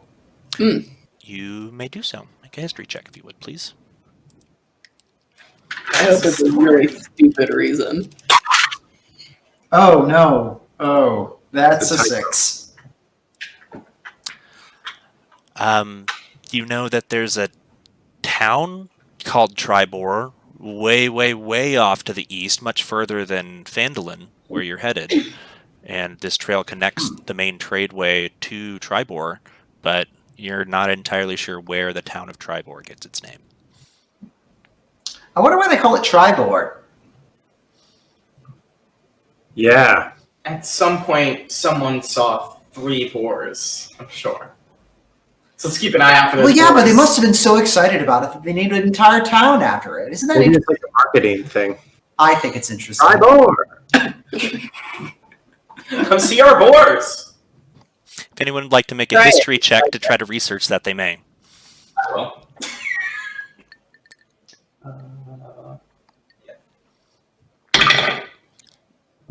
21. 21. Smart as attack as Wow. always, Ambrose pipes up, knowing that the town's name was thought to reflect the 11th tale of a traveler who killed 3 boars on the same day. The Lord Protector of this town of Tribor, his banner consisted of 3 black boars on a red background. That is where the name of the town came from, and then the trail leading to it was named after the town. There you go. Oh, But also Wow. keep an eye out for boars. will do. Yeah. You never know. I learned something today. Thank you, Ambrose. Yeah. If you I find feel if you enriched. if you see 3 in one day, make a wish. I will. Okay. If I see 3, a wish it shall be. If I see 4, that's a lot of boar.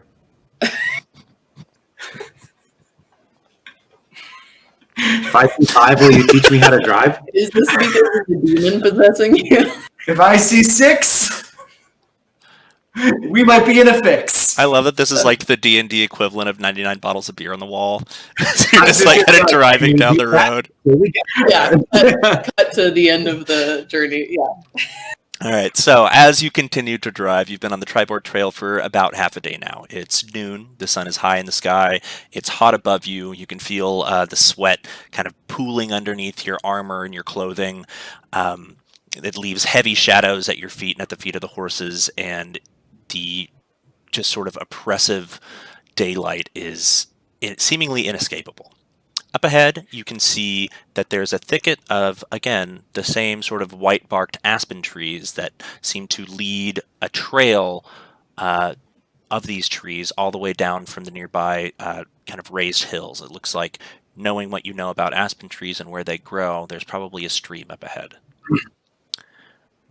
If I see 718, then I guess we'll be feeling pretty great, teen. God. I hope you wrote all those down. I didn't. I forgot like 9 things, just remembering all those. You Had to make Right. room. So Yeah, many times that it loses all meaning. I don't think I know what boar is anymore.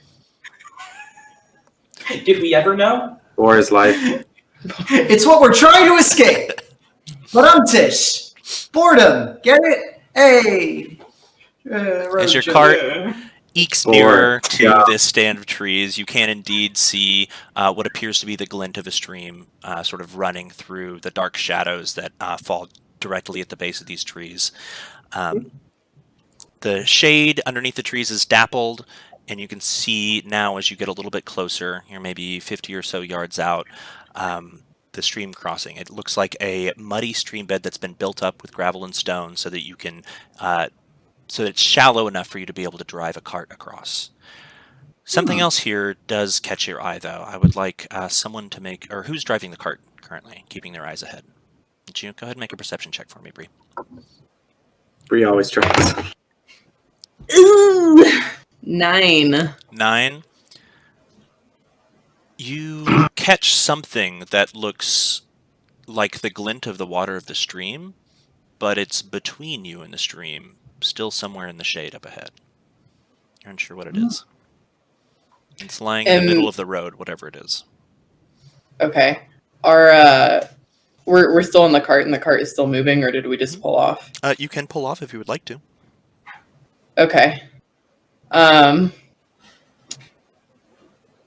Yeah, I'm gonna just pull the horses to a stop and kind of peer peer over into the road at this thing, and Is it a boar?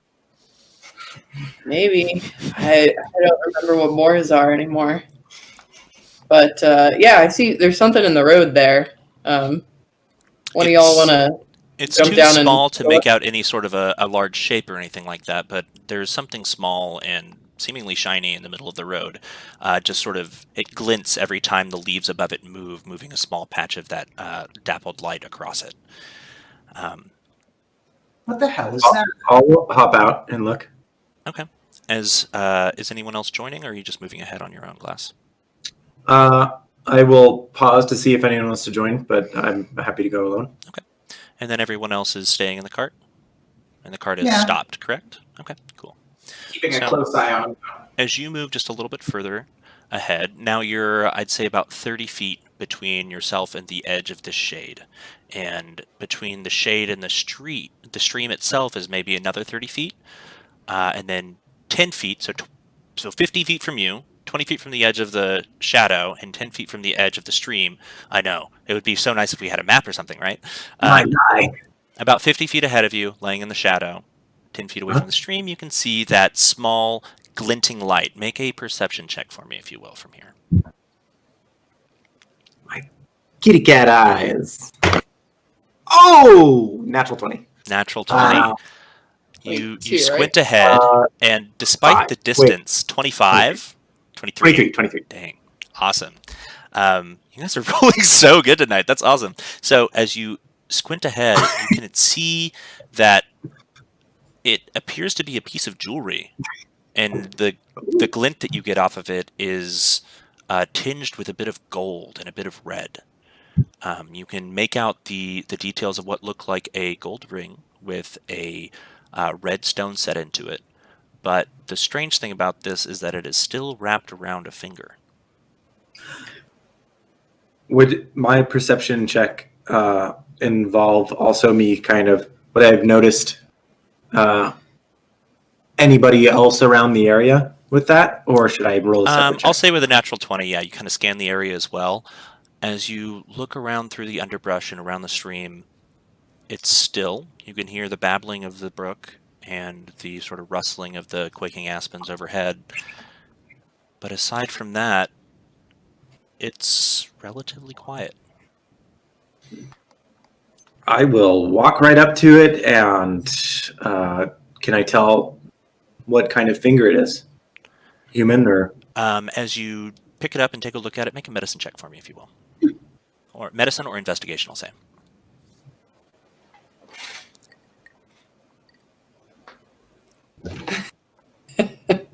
It makes no difference. God, that's not my dice. Okay. Well, I was picking up a die. I'm just gonna roll mine because. Okay. 9. We call that advantage here in D&D, Tommy. No. I literally. I mean, I'm just teasing you. It's okay. Whoa, What did you roll? I gotta remember the old "it wasn't my dice" excuse. That's a pretty good one. Oh, wrong dice. It was all slimy. I was like, ew. What is she puts it in her mouth? It's got Robin slime on it. Yeah. That's right. So that you never ever make physical contact with of any kind. This is simulated. She's all in them. Social distancing. Yeah. What'd you roll? We're edited. Yeah, it's all in post. What did you Anyway, roll? I got a 9. Okay. Looking at the finger, it is short, stout, has a bit of red hair between some of the knuckles, and is possibly dwarven. It's a boar. Sorry. Go on. Voice in my head. That's it. It's short, stout, and possibly dwarven. I'm gonna like and I'm gonna run back over to my friends with it, and like just kind of he's dead. Whoa! Who's dead? Red hair. Oh, I mean, there's a lot of people with red hair.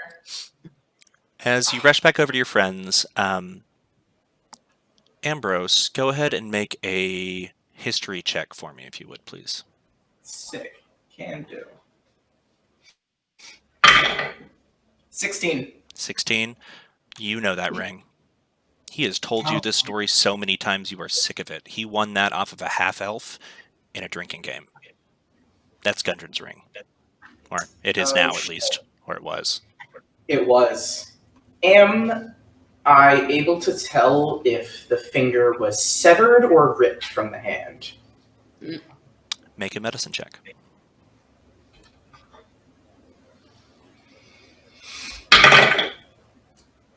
$11. It's not a clean, perfectly, like, it's not a butcher cut by any standard. Okay. But it also doesn't have, the bone is broken. And so it's not just like sort of that sort of cartoon, like end of bone sticking out of the flesh thing. But the bone is broken, and it looks like the skin around it and the viscera around that is torn or ripped in some way, or severed, maybe by something violent. He died. There are plenty of people walking around who have less than 10 fingers. Yeah, I don't know what it is with Tabaxi, but with most humanoids, they can lose a digit or two and still be fine. I am Faye, so maybe I don't know this, but maybe it grows back. I don't know, but I'm pretty sure this is Gundren's finger. Maybe we should be concerned. I know of dwarves, it doesn't grow back. That's adorable that you might think that. I don't want to rule anything out. He's done a lot of fantastic stuff, okay? As the resident flesh creature, I will let everybody know that no, we do not grow limbs back. Oh, that's not good. What do you think our bodies are made of? Okay, you know what I mean. Humanoid. That's what this means, though, right? If he I've heard a lot left of this things. It's here, good to I mean, we live in a world full of all sorts of magic and enchantments. If he left this here, then that means that he must have left in some sort of state of duress, because otherwise he would have taken it with him to reattach it. He would have come back for this ring. He would have come back for this ring. He's a man who does like his rings. Ambrose, you are aware that there are magics out there that could reattach a limb relatively easily, so it would be surprising for someone to leave that on purpose. We should be concerned. We should probably take this, so that when we run into him, we can be like, hey, I'm in trouble. Can I wrap this finger in like a cloth and put it in a bag to hold on to? Sure, easy enough. You have pouches all over everywhere underneath your robes because you have so many spell components and such that it's not too much trouble to pull out a strip of cloth. Pouches. Yeah. I'll put it with all my other fingers. In your cargo robe. Nice. Do you say that out loud? Wrap it up nice. Right next to all the other fingers I have. Okay, so you have just found a finger that... The Kill Bill alarm in my head. You just found a finger that you're pretty sure belongs to the person who employed you for this trip in the middle of the road. What would you like to do? So Glass, you ran up into the shade, grabbed the finger, and then ran back to everyone. Outside of that, you're still, at this point, maybe 60 feet away from the stream. I would like to suggest maybe we should survey the area to see if dear old Gundren may still be around here, or at least... Or anybody else who may have... Yeah, anybody else who may have done this to him. Yeah. So what would you like to look for? How would you like to search? What process would you like to go by to sort of look for clues or whatever it is you would like to do? I think first I'm going to pull the wagon like into the shade by the stream. Okay, all the way up to the stream? Yeah. Okay, so you ride the wagon past where the finger was and you pull it up to the side of the stream, and the horses are very grateful for a cool drink of water, and as you dismount from the cart, you now have the sort of scene in front of you of this sort of dappled, shaded glen. The stream itself runs and zigzags a bit up towards the east and up a set of hills. You can see that kind of running along the side of that stream is a small game trail, and to your west, the stream looks like it probably, after it kind of crests over it doesn't go up, but as it kind of crests down and through the grasslands, it probably empties into the ocean. Okay. Can I cast? Can I do a magic check to see if there's any like a detect magic thing or whatever? Yeah, if you have detect magic as a spell, you may cast that. Oh, right, because we're playing with our. I had that on my copy sheet. I don't have it on this sheet. Never mind. Never mind. That's okay. We did a practice run before this, everybody, just so they could learn the game. The whole show is written. That's right. It's all scripted. The lost episodes. Especially this song by Robert. Okay. Ambrose, I forget, do you have detect magic, or I'm not sure? Oh, I do not. That is not within my my big book. Right. I suppose we can dismount and check around in the general area of the stream, the bushes and whatnot. Okay. So if anyone would like to make sort of a check to see if they can see any sort of a trail or tracks or anything on the ground, you can make a survival check. You can look around for clues, making an investigation or perception check, whichever of the above you would like to do. I'll do an investigation check since I will be slightly better at that. Okay. Big no. Oh, no. Oh. Oh, no. That's a 5. Oh. Oh. Never mind. Okay. As you look around, you did investigation, right? Mm-hmm. You can see sort of in the area as Glass directs you to the spot where he picked up the finger. You can see there's still a few drops of blood in the area that have kind of melded with the dirt and turned that sort of muddy blackish brown. The ground around this area is scuffed and rutted by the wheels of some sort of a cart that were not moving down the road. They look like the cart might have turned off and either taken a sharp, harsh turn that would have upturned some of the dirt, or made a U-turn. You're unsure which with that sort of a check. You can also see that on some of the grass and to the side of the road, there are additional signs of droplets of moisture that are the similar sort of ruddy brown black to the drops of blood that you saw by the finger. And if someone would like to make a survival check, please, they can do so. That's about all you get with the 9 for that check. I'll do that one.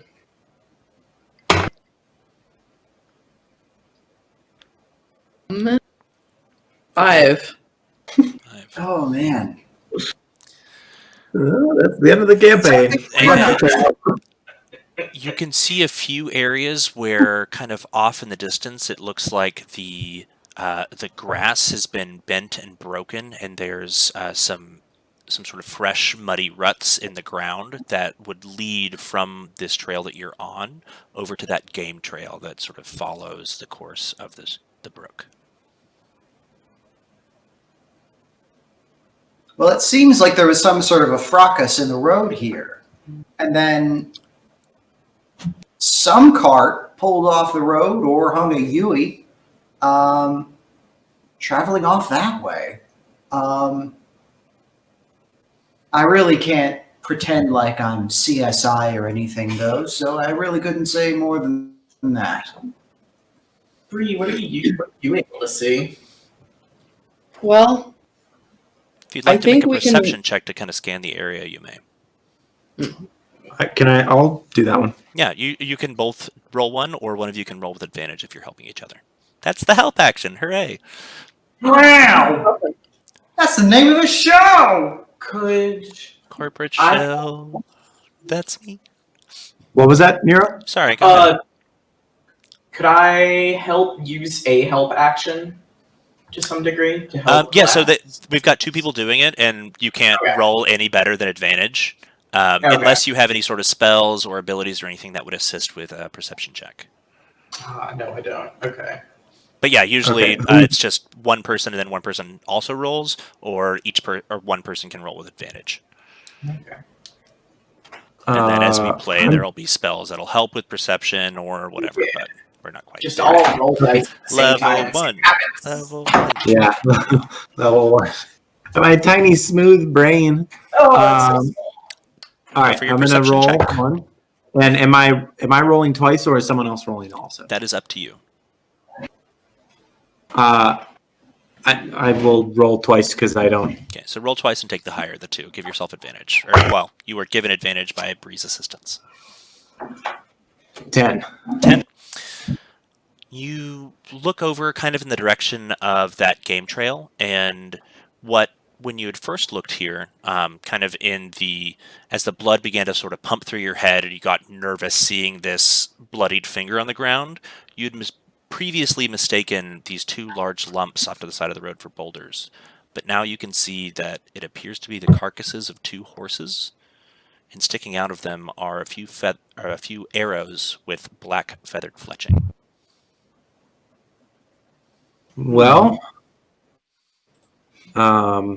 we know more still that there was a conflict, and it seems like he lost his horses from his cart.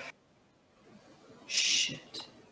If he lost his horses, that means that he couldn't have gotten far. But we didn't find a horse finger. We found a Gundren finger. Didn't find a horse finger? What would that even look like? Wouldn't you like to know? Yes, No, I don't actually.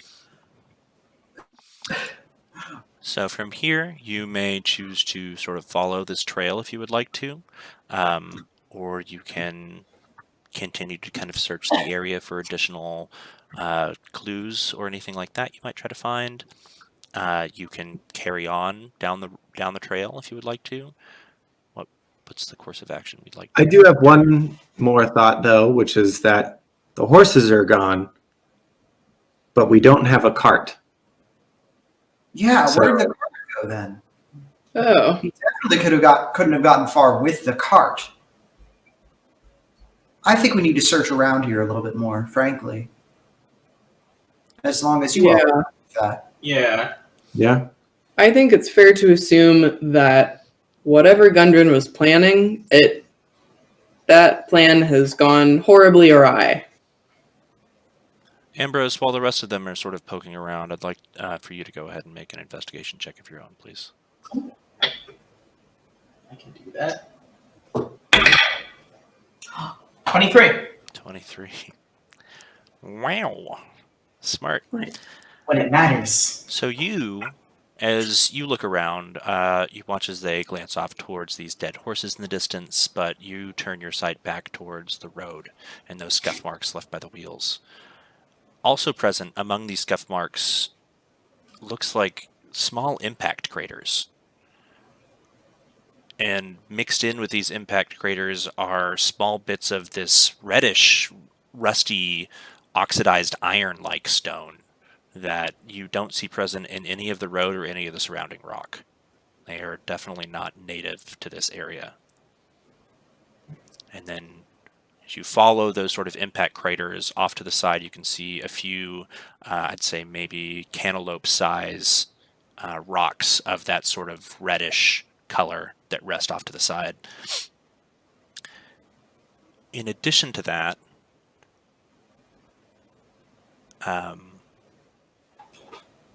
you can see what looks like in some of the areas where that blood splatter had fallen and wet the dirt, rather clearly there is one footprint, but it's of almost a reptilian nature. Make a nature check for me, please. I'm so glad we have a smart person on our campaign. Oh, 23 again. 23 again. Jesus Christ. You take I have one a- look at this and see that this is a small reptile that probably stands at a weight, given the dispersion of the dirt. This is you going into full Mind Palace CSI mode. Probably weighs about 30 to 40 pounds. Three-toed, seems to have sort of a hooked heel, claws in the front. This is the footprint of a kobold. Oh. Which you know to be a small reptilian lizard-like creature that is intelligent enough to use tools and talk and communicate and form small societies, but otherwise usually does not involve itself in the day-to-day goings-on of society here in the Forgotten Realms. They usually live in the mountains, don't they?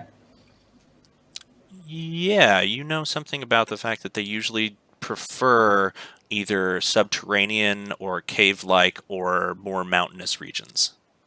Putting 2 and 2 together with the mining equipment in our cart and knowing where kobolds live, I'm wondering if maybe Gundren is doing something that was not 100% kosher towards maybe creatures that were living there, and maybe they're a little mad about it. That's speculation, though. Using my big pointy brain. I convey never done anything untoward. Yeah, I don't know how you can take this perfectly legal seeming example of free enterprise and immediately turn it into some sort of cause to rail against. Listen. People go wild in the mountains. Start picking up all kinds of rocks. I'm sure they do.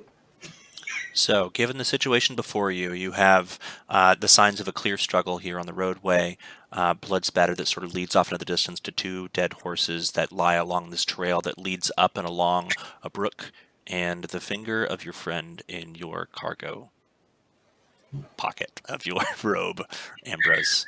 What would you like to do? I'm pretty interested in following this game trail and seeing where potentially Gundren and his assailants have gone. Should someone stay with the horses while 3 of us go to check? Oh boy, can we bring the horses? Yeah, does If nobody else wants to, I suppose I can stay with the horses. Okay. You're better for what's the polite way to put this? Rooting around in smaller spaces? Oh, I see. I promise I am not trying. Make a short joke? Yeah, I see. No, I'm just stating the fact. It's at this moment, as you discuss your options, that somewhere off in the direction of the game trail, you hear a twig snap. What was that? My eyes get...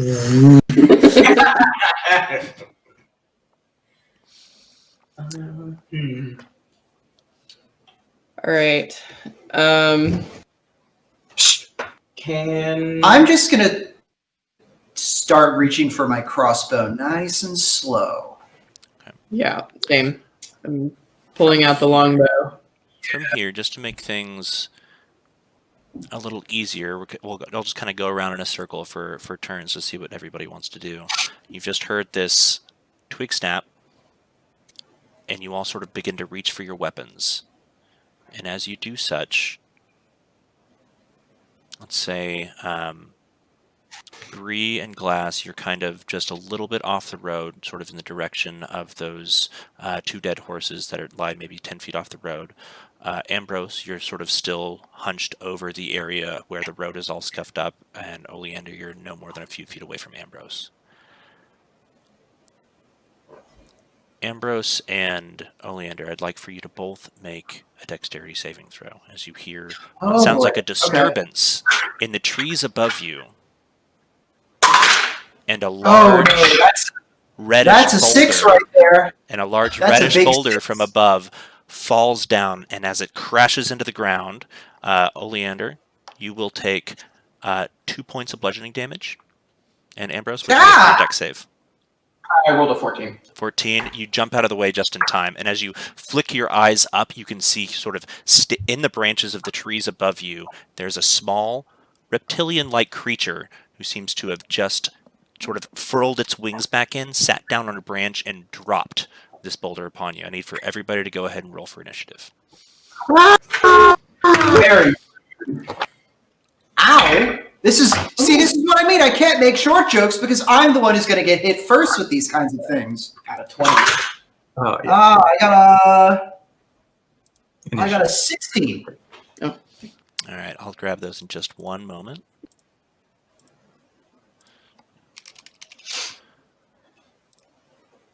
Oh, that's not what I wanted to do. Hang on, my internet thing is being all funky. Pardon. Of course, having all of the things preloaded and ready to go leaves me at a disadvantage somehow. Okay, there we go.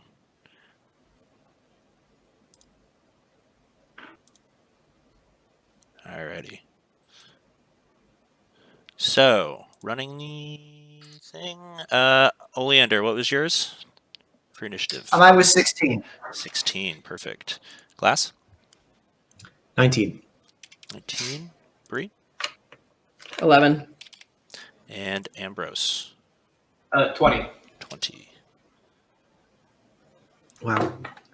Alright. Yeah. Can't wait for us all to roll ones in Okay, combat. starting off this section of combat here.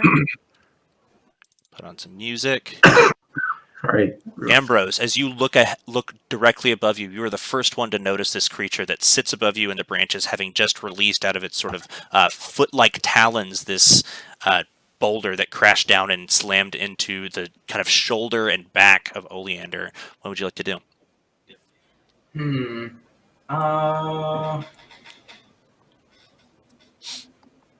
Am I able to tell what it is without having to roll for it? Oh, it's a kobold. This one just has wings.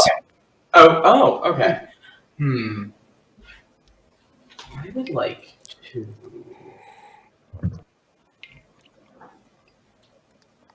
Also, whatever it is, it just dropped a boulder on you. Yeah, it's very rude. It's quite rude. I would like to fire a witch bolt. Not at it directly, but at the branch that it's sitting on to maybe knock it off. Okay. Go ahead and just do a roll to hit. Okay. We will proceed from there. Just to rattle a little bit. 12. 12? Yeah, I feel like a stationary tree branch doesn't have an AC higher of 12. I hope As you not. fire your witch bolt, you can go ahead and describe how it looks. It's kind of a bright burst of like white light just exploding out and shattering this tree branch into 1,000 tiny pieces. That if you stepped on it, it would not be great if you didn't have shoes on. As you do such, the tree branch that this creature is sitting on shatters, and the tree branch begins to fall. I'm going to make a dex save for the creature to see if it takes flight before it, plummets down with the branch, and it rolled very poorly. It's going to take 5 points of bludgeoning damage from the fall. Oh, all right. As it lands in the dirt right next to you, Ambrose. You have your movement and your bonus action. What would you like to do? Ooh, bonus actions. I don't know if wizards have too many, but there's a few. I think I have. Is an unarmed strike a bonus action? I don't think it is. No, that's an action. Yeah. Yeah. I would like to back up closer to where Oleander is. Okay. Let's put you then. You move back just a few feet, just to the other side of Oleander, who is still just kind of like nursing her shoulder and back where the boulder had previously kind of crashed down upon her. As you step away from that area, you make plenty of space between yourself and this creature. It was not close enough to be able to reach out and swipe at you or anything like that. As it sort of rolls around on its back, it is considered prone at the moment. With that, we have Glass. You're up next. Okay. And I just got word from Twitch that they can't hear the music, so I'm going to work on that really fast while you tell me. Oh, I can't hear the music either. Yeah. Okay. Good to know. I can hear it on my end a little bit. I can't hear it at all. Oh. Mysterious. Well, everybody just know that it's very cool music. Is that better? Did we hear it now? So we've got the kobold that just fell out of the tree. Have we got any other kobolds sighted yet? Make another perception check.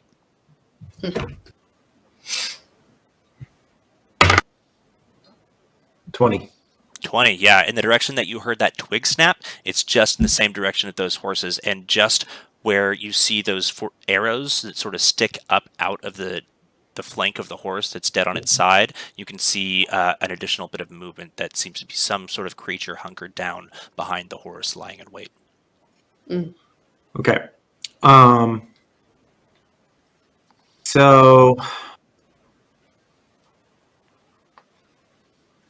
all right. I will, seeing that, spotting that kobold, who is, kind of trying to get the jump on us. I will kind of frown and, cup my hands and just say, "We can all see you, loser!" And I'll cast Vicious Mockery. Okay, cool. And that's a wisdom save? Yes, that's right. Alrighty. That is with the wisdom of that creature, -2, so an 11. That I succeed. Okay, cool. He failed it. Or she. So go ahead and roll some damage, right. and then that creature will have disadvantage on their next attack. Great. Ooh, all right. 3 damage. Nice, 3 points of damage. That's a lot to me. And this was to the one that fell out of the tree, or the one that was on the other side of the horse? The one that was on the other side of the horse. Okay, gotcha. Cool. Now it is that creature's turn. As it stands up, it looks at you. It is going to pull out this small string of leather, at the end of which is a pouch, and swing it around its head, letting go, and coming right back for you, Glass, with a 15 to hit. Disadvantage? Disadvantage. Thank you for the reminder. That is a 10 instead. You watch as it goes to swing it, thinking a little bit about the insult that you just hurled at it, and it lets go, and the rock flies off over its head and crashes into some of the branches of the trees behind you, not hitting you whatsoever. You'll never be a dragon. Sort of scowls a little bit and hunkers down again and just gets down again behind the horse. Wow. With that, Oleander, rubbing off the last of the smarting from the boulder that's crashed upon you, you have this creature prone on the ground next to you. What would you like to do? I feel kind of bad about attacking it. It'd be like kicking a puppy.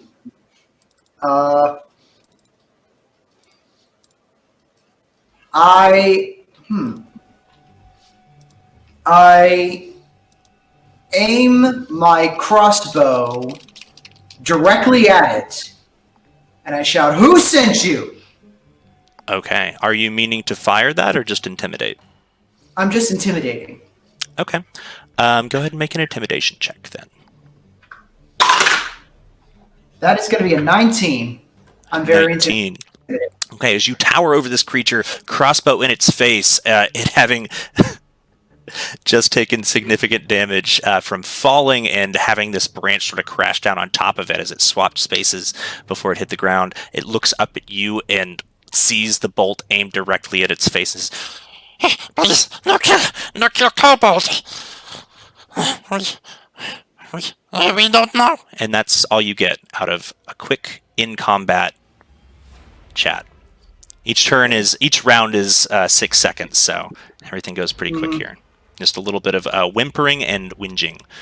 With that, it is that creature's turn now, who will, instead of attacking on this turn, as it might have, will just continue to lay on its back and keep its hands up in self-defense. With that, Bree, you are now up. What would you like to do? Okay.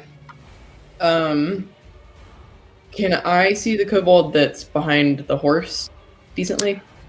I would say after you watched Glass hurl insults at it, and then it sort of popped its head up to use the sling and then fire back at it, you know exactly where it is now. You don't have a clear shot at it because it is kind of covered behind this horse, but yeah. Right. About how far away am I from it? From here to the horse, you're maybe 10 feet away, so it would be pretty easy for you to run over there and attack it if you wanted to. Or to swing around for a ranged attack. All right. I'm going to pull out my short sword. I'm going to sprint at this guy and like vault over the corpse of the horse. Okay. Pretty big jump. Do a flip. Do a flip. And I'm gonna just, pull my short sword and try and guesstimate where it is and stab. Okay, cool. I'll say you do have sort of a little bit of a visual on the creature, so this is not a disadvantage or anything like that. It did have cover from ranged attacks, but you're circumventing the cover by jumping over, so just go ahead and make a straight attack roll. 20. 20, yeah, that definitely hits. The other thing you notice, as soon as you sort of crest over the top to stab into this one, there's a second kobold that is also hiding down behind here. Good. They are tiny little creatures and they're sneaky. D8, right? Yeah. I think your short sword's a somebody D6. Wait while I figure out what is it? That's a D6. Right. Sorry, JK. Yeah, it's going to be 1d6 plus 3 for you. It's the dice that looks like a dice. Mm-hmm. Oh, nice. That would be 8 damage. 8 points of damage, yeah, as you slide your sword into this creature from above, almost kind of pulling back and dropping down, using your weight as you fall down to just sort of slam the sword into it. It yelps out in pain. How do you want to do this? Holy. Hole in one. Well, I heard it first. A hole in one. Okay, fine. Alley-oop. I loosen the lid. I'm the quarterback. You're whatever the other one is. The two players in football. The receiver. Yeah, the goalie.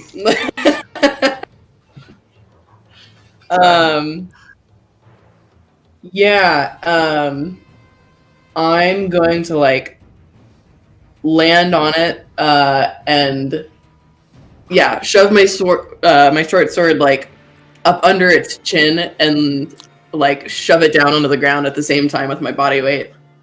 Ooh, yeah, and as your sword comes clean through the top of its skull and it lays still and lifeless on the ground. The kobold next to it, also hunkered down behind the horse, goes in fear and shrinks away from you, very, very clearly giving the rest of you a good idea of where it's located. With that, it is that creature's turn, who's going to look up at you now and stand up and try to make a swipe at you with its dagger. Just with the very end of my action, I want to like put some of the kobold's blood on my hands and just like stare at him. You know what? I'll say go ahead and make an intimidation check before it has its swipe at you. All right. That is 13. No, 13. Let me make a wisdom or an insight check for that against that. No, that's a 1. A natural 3 minus 2. It looks up at you, terrified, and swipes at you with that dagger with disadvantage now due to being terrified. So that's a 15 and a 14. So the 14 is an 18 to hit still. Unfortunately, you are very close, and it does manage to dig the blade of its dagger kind of into the back of your calf as you stand above it. That's going to be, let's see, 4 points of piercing damage to you. Oh, my body. And with that, it will stay put. Actually, no, it would definitely not do that. It's going to sort of do everything that it can to scramble backwards on all fours, almost like a crab walk. You do get an attack of opportunity as it tries to scramble away if you'd like to. Take it. Yeah, 19. 19, yeah, that'll hit. Some damage. Jeez. 9. 9. How do you want to do this? Damn. Everything okay over there? Yeah. It's like blood. Oh. Breathe. Before I kill him, I'm gonna shout over to the others, like, leave that one alive. And Spread mist. Yeah, just good old chest stab, and like gonna Sparta kick him off my sword. God. So yeah, as you bring your sword down and stab this thing clear through where it's just below where its sternum would be, you try to pull your sword back, and the creature is so small and light that it comes with the sword. You have to use one of your feet to kick the creature off of the blade, and it just sort of flops down dead in the grass next to the horse and its other dead compatriot. With that, and the one-winged, still living kobold mewling for mercy at your feet, Oleander, what would you like to do? Do we want to continue in combat order, or do we want to just move into non-combat?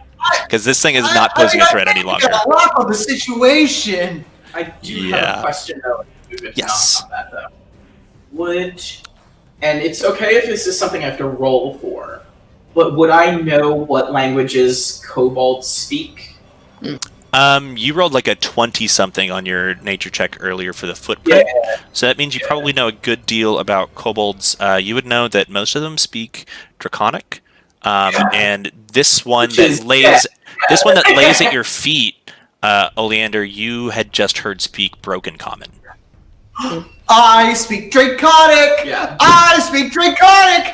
I can't use my Draconic abilities to speak to this little guy! Oh my god.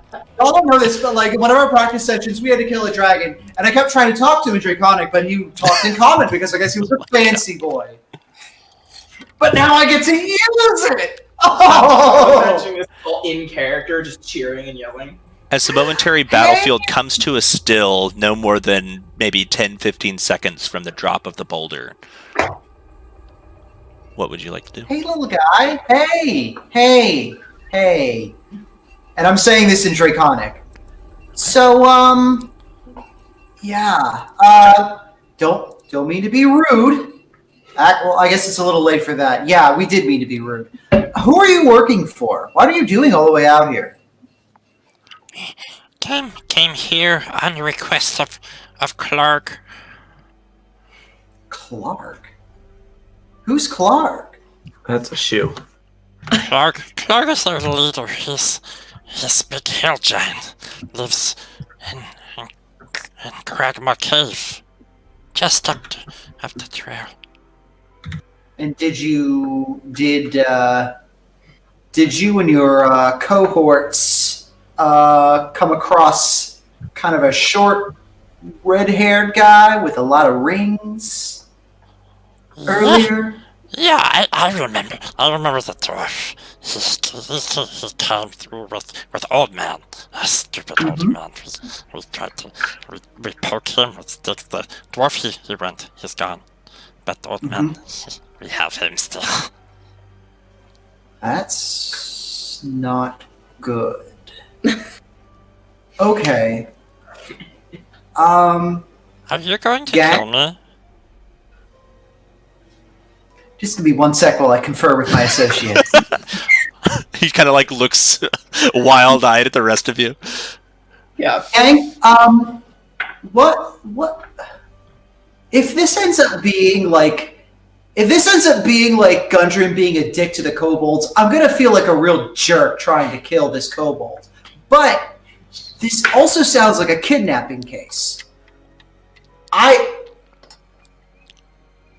I really would prefer not to unnecessarily murder people, especially ones who are very small and not posing an incredible threat to us.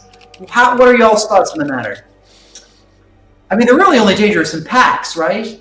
I don't really know much about kobolds. Yeah, I mean, despite, what I just did over there, I don't... Your opinion does not count in this brief. You know what? That's fair. You're Actually, wearing the blood of its brethren on your face. you know, I Because figured it would be good if we were gonna do like a good cop, bad cop interrogation thing, but Yeah, well, I can tell which we one don't you even are. need that. What's say? I think that we don't need to kill this That's- kobold who's most certainly not going to kill any of us right now. And He If we says face it in in battle very again broken later. comment. No, we will not kill you at all. No killing of you or friends. There you go. There you we're go. friends? No, no killing of you or friends. That's called. We're friends now? No, you or friends. Come on, come on. Let's not put the card here. God, this is psychological warfare on this little guy. Which way did the dwarf go? Dwarf. Incard. Clog. Smash horses. We kill horses with arrow, and then Clark dragged the cart up to the cave. But then we keep the old man. We keep the old man, yes, and the small one, he goes. He left. He left with from the. We were told to make him go. And you can tell that he's struggling with the common tongue here. It's not that he doesn't really know any information, it's just that he's having a little bit of trouble conversing with you. You can say it in Draconic if you need to, honey. It's Oh, fine. thank you. That's so much easier. This is very difficult to speak to. No, it's okay. Yeah, it's cool. I understand. It's So he dropped the accent. a funky language. Our King Grohl requested the presence of the dwarf, and so he was taken very far away, up to Cragmore Castle. I think. Interesting. Okay. But, I mean, he could be anywhere by now. Maybe Yeah. Clark ate him. Yeah. I don't know. Clark gets hungry. Yeah, this is turning into a political incident. That's interesting. Okay. Right. Well, thanks for keeping us posted. Gang, so what it looks like is they've taken old man, whiskery guy. They've taken him hostage. One with who's their not bus. Gundren. Not Gundren, the other one. They've taken him hostage with their leader, Clark, who is a hill giant. And Gundren was taken to a king who lives very, very far away. So he could. We appear to be without an employer at the moment. He's a bit MIA right now. So the question is, do we want to go looking in the far hills for Gundren first? Or do we want to rescue his sellsword compatriot first? Maybe possibly liberating him of some intelligence. That didn't come out sounding right. Maybe finding things out from him in the process. I think we need to find Gundren before we find this other man who... But Gundren could be very, very far, and this guy is probably pretty close. But we don't know. But I don't really care about him, so... Gundren has. I'm not really into fighting kings if I can manage not doing Well, it. no, Gundren's with the king. Yeah. We could It's- negotiate with him, I guess? I I don't think. And this is speaking Draconic to you, Oleander, again. I don't think you want to go try to talk to or fight King Grohl. He will kill you. Really King bad. Grohl apparently Really, is really one dead. tough customer and will murder the shit out of us. In so many words. Okay. In so many words. So,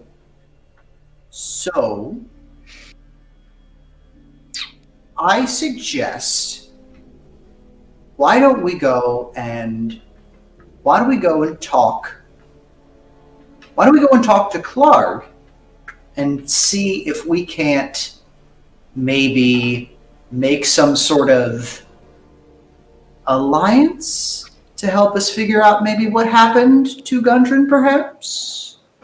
Clark is mean too, but you can try. He says Clark is mean too, but I consider myself a fairly broad-minded and charismatic person, so I mean, maybe we might be able to make something work. Before we make a decision, would Ambrose be able to pull the rope out of one of his many bags to maybe, wrap this little guy up real quick? Sure. If you want to try to tie this creature up as best you can, go for it. I will say roll? He is at this point pretty subservient and pretty terrified of all of you, so I don't think that this poses any sort of immediate threat. Man, what are we doing? Tie him up like a little sandwich. It's time for a POW. Let's go get those He's war our crimes. Should All we? So as you tie this small winged kobold up, are you putting him in the cart? Are you carrying him? What's the goal? He stands. If he were to stand, it would be maybe 3 feet or so high. Oh, it's Floor breeze. He's so cute. We could potentially encourage our new friend here to lead the way to Clark. Yeah, that'd be great. Lead the way to Clark. Talk to Clark. Maybe talk to a weird old guy. Figure out a way to find Gundren. Get to Gundren. Find a way to get away from the king without the king murdering the shit out of him. Then I guess it's up to finding whatever the hell Gundren was searching for money. Several days of hard labor and mining, and then we get paid. Wow, this sucks. But profit. Profit? Hey, little man. What's your name? Looking at the kobold. You can call me Little Toe. Little Toe. His name is Little Toe. Okay. Well, Little Toe, we're gonna be hanging out for a little bit. If you could just show us how to get to Clark, we'll let you go when we get there. Don't sweat it. We're not gonna kill you. What was Glass gonna say? It is at this that you watch his eyes flare with fear, and he struggles very strongly against his representative. I can't open that. They kill me. They know I talk to you. They kill me. Don't, please. Be nice. Don't make me go back there, please. You know what? You don't have to show your face. Just let us know. Yeah. Yeah. You can stay outside, and we can go in. Yeah. Get us part of the way there, and we'll. Yeah. Well, you just kind of show us the way, and we'll let you go. You don't have to come with us into where Clark is. Just show us the way there, and then we'll see how it goes. Make a persuasion check, either with advantage or Oleander, you and Glass being the ones talking here, may each roll. I'm going to roll persuasion. Ooh, that's a 16 for me. 16, okay. You did better than me. Good. I got a 7. Okay, as long as you don't make me go all the way up to there, because there's guards and they'll see me, and if they see me coming with you, they'll, Help us help you not get killed. I swear on Asphodel's pitch black shriveled heart that I won't make you face Clark. I mean, I don't want to face my friends either. Anybody. But I'll tell you maybe 20 feet before we get there, and then I'll run away, and you guys can let me go. You can go. That'll be fine. That's solid. I can go dig a hole and hope to die. Good deal. Okay. All right. Lay on, Macduff. are you allowing him to waddle forward, sort of wrapped in these ropes, or is one of you carrying him? He's not a bomb sniffing dog. I mean, he can just like point which direction we're going in. I like him waddling in front. Okay. And are you bringing your cart with you? Your respect. I was gonna play music. Are you bringing your cart with you, or are you leaving it here in the by the stream in the road? Yeah. Let's bring it while we I guess can. let's bring the cart. Yeah. It's technically not ours. So you load up the cart and the mining equipment in it with your bound winged kobold guide, Little Toe, leading the way ahead of you. You begin.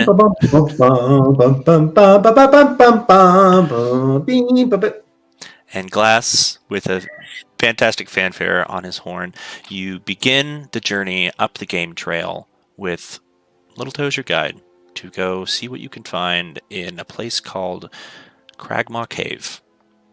And with that, we're going to call it a night, and we will pick up next Wednesday. All right. Good job, everybody. Thank you so much for tuning in, folks. Yeah. Oh my gosh. We didn't kill all of the kobolds. Yes. Thank you so much, everybody, for tuning in. Holy shit. We hit $563. That's insane. All right. Well done. Almost next number. Oh my gosh. Y'all rule. That's incredible. I think the rest of the group is you're all free to go. If you guys would like to stay, you're welcome to.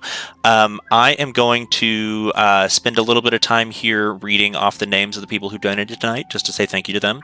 And then with that, we will call it an evening. So if anybody needs to go, you're more than welcome to. All did amazing tonight. Thank you so much for playing. Yeah. Thank you. Thank you, Evan. So much. Evan, you rule at this. Yeah. Bless Thank everybody. you, Evan. This is great. And thank you to my lovely teammates. All right. Ooh, I'm gonna go get a kitty cat from. Oh yeah. Big shout out the team to cat. Y'all want a kitten cameo? Yeah, always like you have to ask. All right. Without too much ado, let me go into our list of donors for the evening really fast, and starting with the beginning. If this will let me. Donors. Let's click on that. Cool. All right. So, starting from the beginning, we have for $1. Thank you so much to Darby. Also, special thanks tonight, before I even get into the donors, we had 2 incredible mods this evening. We had Hi. They have just very graciously donated their time and their efforts and their energy to helping making sure that this stream runs and taking care of the chat. They've been exploding Hi as their username here in chat, so thank you very much to you for being a part of this. And then we also have Darby, who was one of our mods earlier. I'm not entirely sure if he's still here. I think that he is, but he was instrumental in making sure that I had any idea what I was doing as far as getting the stream set up. So thank you so much. Oh, Thank and you, it's Chicken. Thanks so much, both of y'all. Chicken is real revved up. Yeah. Oh yeah. For those who don't know, Chicken is the team cat that Tommy is holding right now. So to continue going down the list here, Darby, thank you for the $1. That was just a test donation while we were setting everything up to make sure the notifications and stuff worked. So nobody wag a finger at him for just it being $1. Sprets, thank you so much for $5. We really appreciate that. Oh yes, bless you. Thank you so much. He's a player in one of my other campaigns right now, which is super fun. We have another stream from or another $25 from Luis Veloz, I think.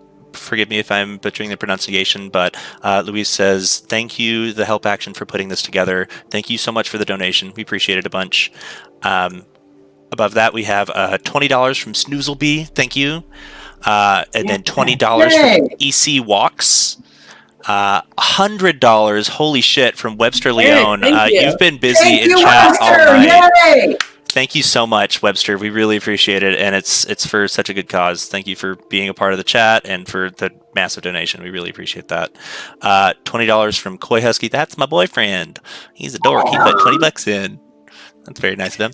$100 from Spirit Paw, another big 100 donation, with a message that says, "I absolutely love this and hope to make it a part of my Wednesday usual. We hope that you do." Thank you. We're broadcasting if you keep watching. You're awesome. Above that, we have $20 from Spiral. Thank you. That's another one of my players in another campaign of mine, which is awesome. Hi, Spiral.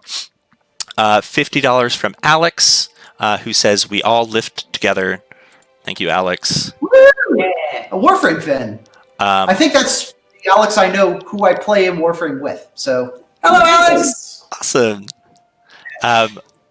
Just above that, we have 150, who I think was our largest donor of the night.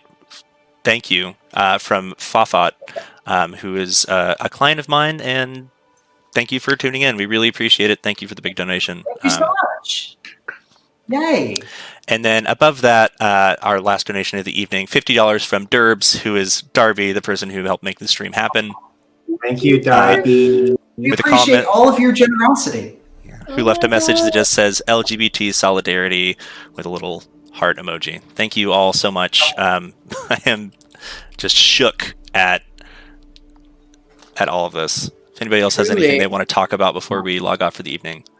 No, except make sure to tune in next week in the VODs and also Twitter. And hey, tell a friend between now and next Wednesday about our show. Yeah. At least one. Say like, hey, if you like D&D streams and stuff, there's this new kid on the block, and they're super stylish, and they're full of cool queer people, and they're going on adventures, and maybe make up a more snappy pitch than this. I don't know. We'll hammer it out.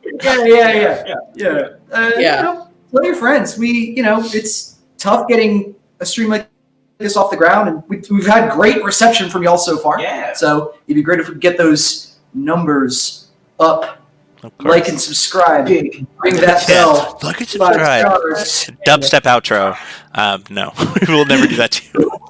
But honestly, sincerely, from all of us, thank you so much for everything. We really appreciate it. I will be in the chat for just a little bit longer. I'm going to leave the stream running with some music in the outro and the chat playing and everything. But I think it's time for us to turn our cameras off and our microphones off and enjoy the rest of our evening. Till next time, thank you so much. A magical Thank night. you.